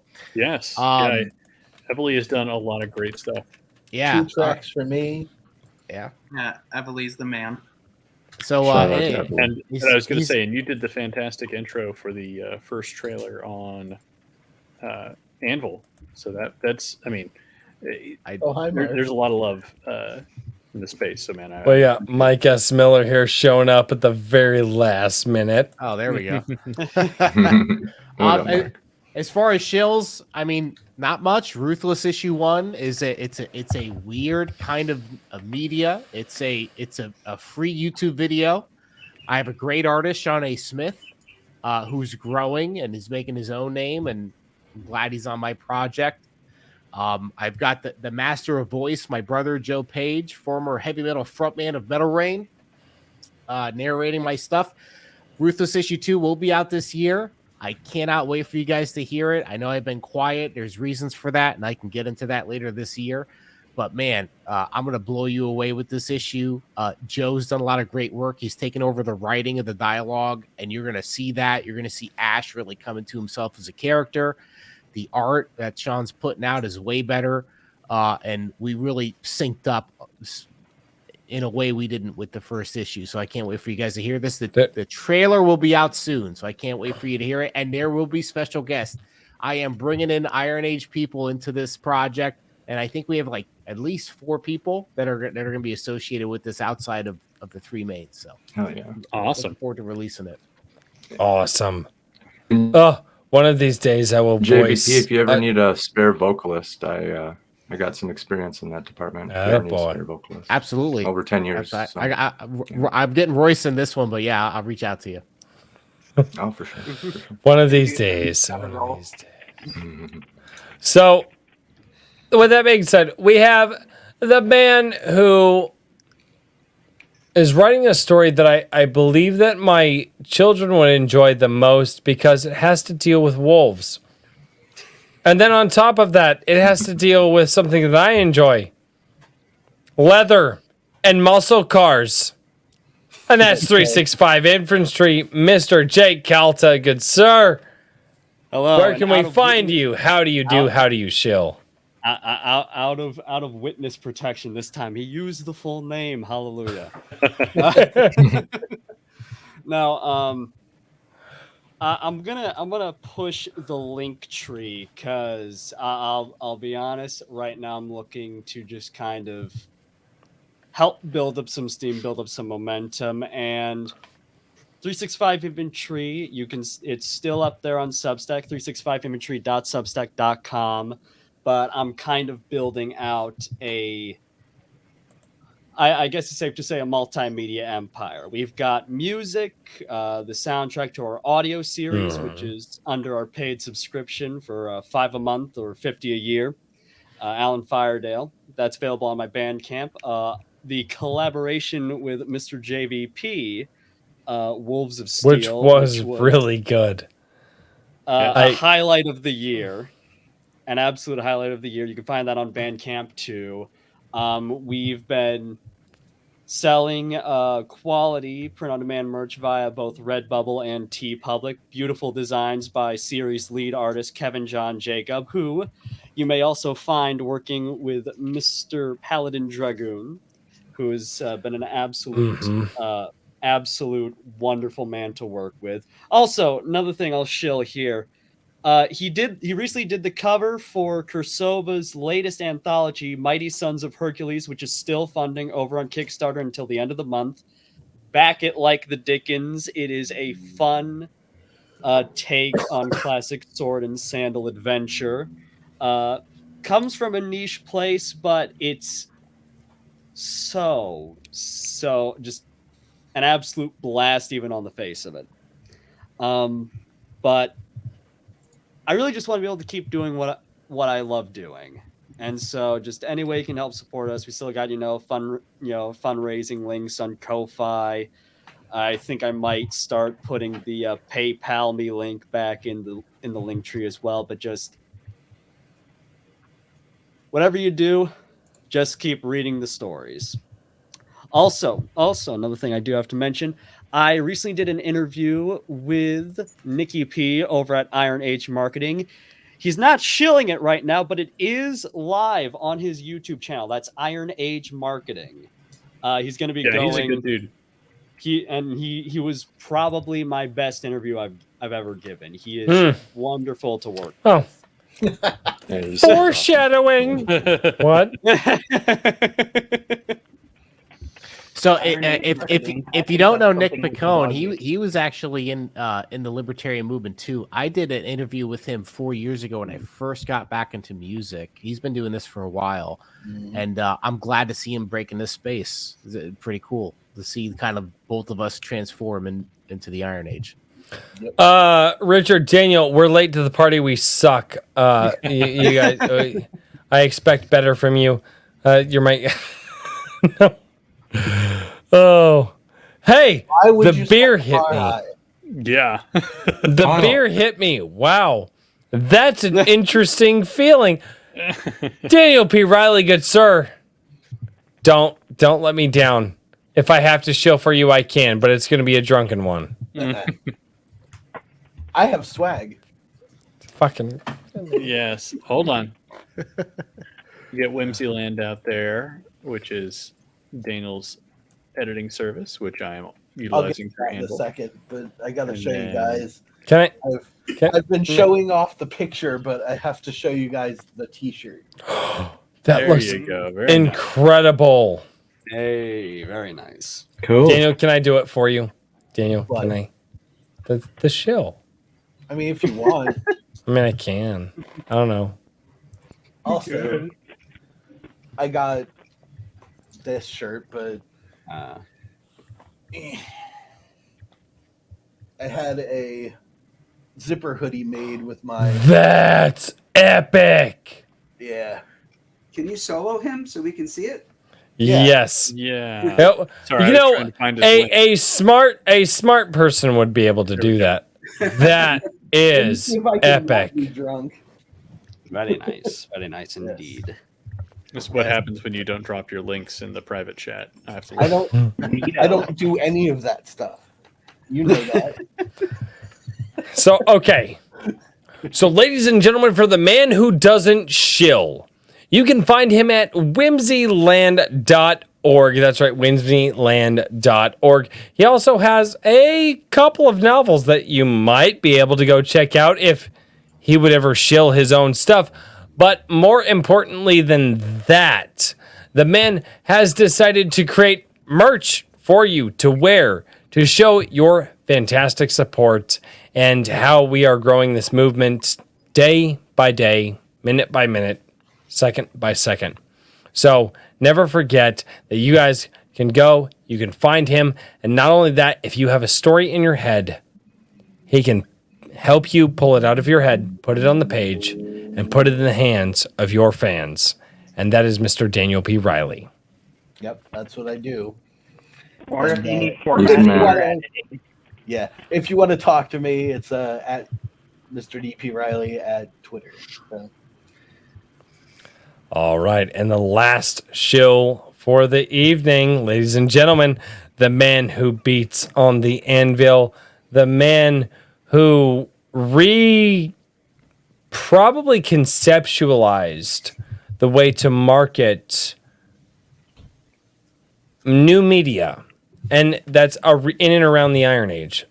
Because I've not heard, out of all of the people that I've watched, I've not heard another person talk about a magazine. Because magazines weren't in the forefront. But all of a sudden when this guy, this dude, he's in Texas, everybody's in Texas, said, I want to do a magazine, everybody went, I remember that. I missed that. I loved that. This is the guy that brought it to you. Ladies and gentlemen, King Richard of the Iron Age. The Crown. Well, I think that there were a lot of people doing at least fiction magazines and some other stuff. But I will say that Anvil has been a success, and I didn't get a chance to show the proof off. Nice. Oh, wait. Let me solo you. Beautiful. Okay, yeah, I could actually do that myself, I suppose. Sick. Yeah, you can. Yeah. But you failed. But show us the goods. Here's the proof. It's Let's see it. Oh, it feels, Little I've been tease. Yeah, I was gonna say I've been very pleased with the way that this thing has come together. I'm very. I cannot wait to get mine.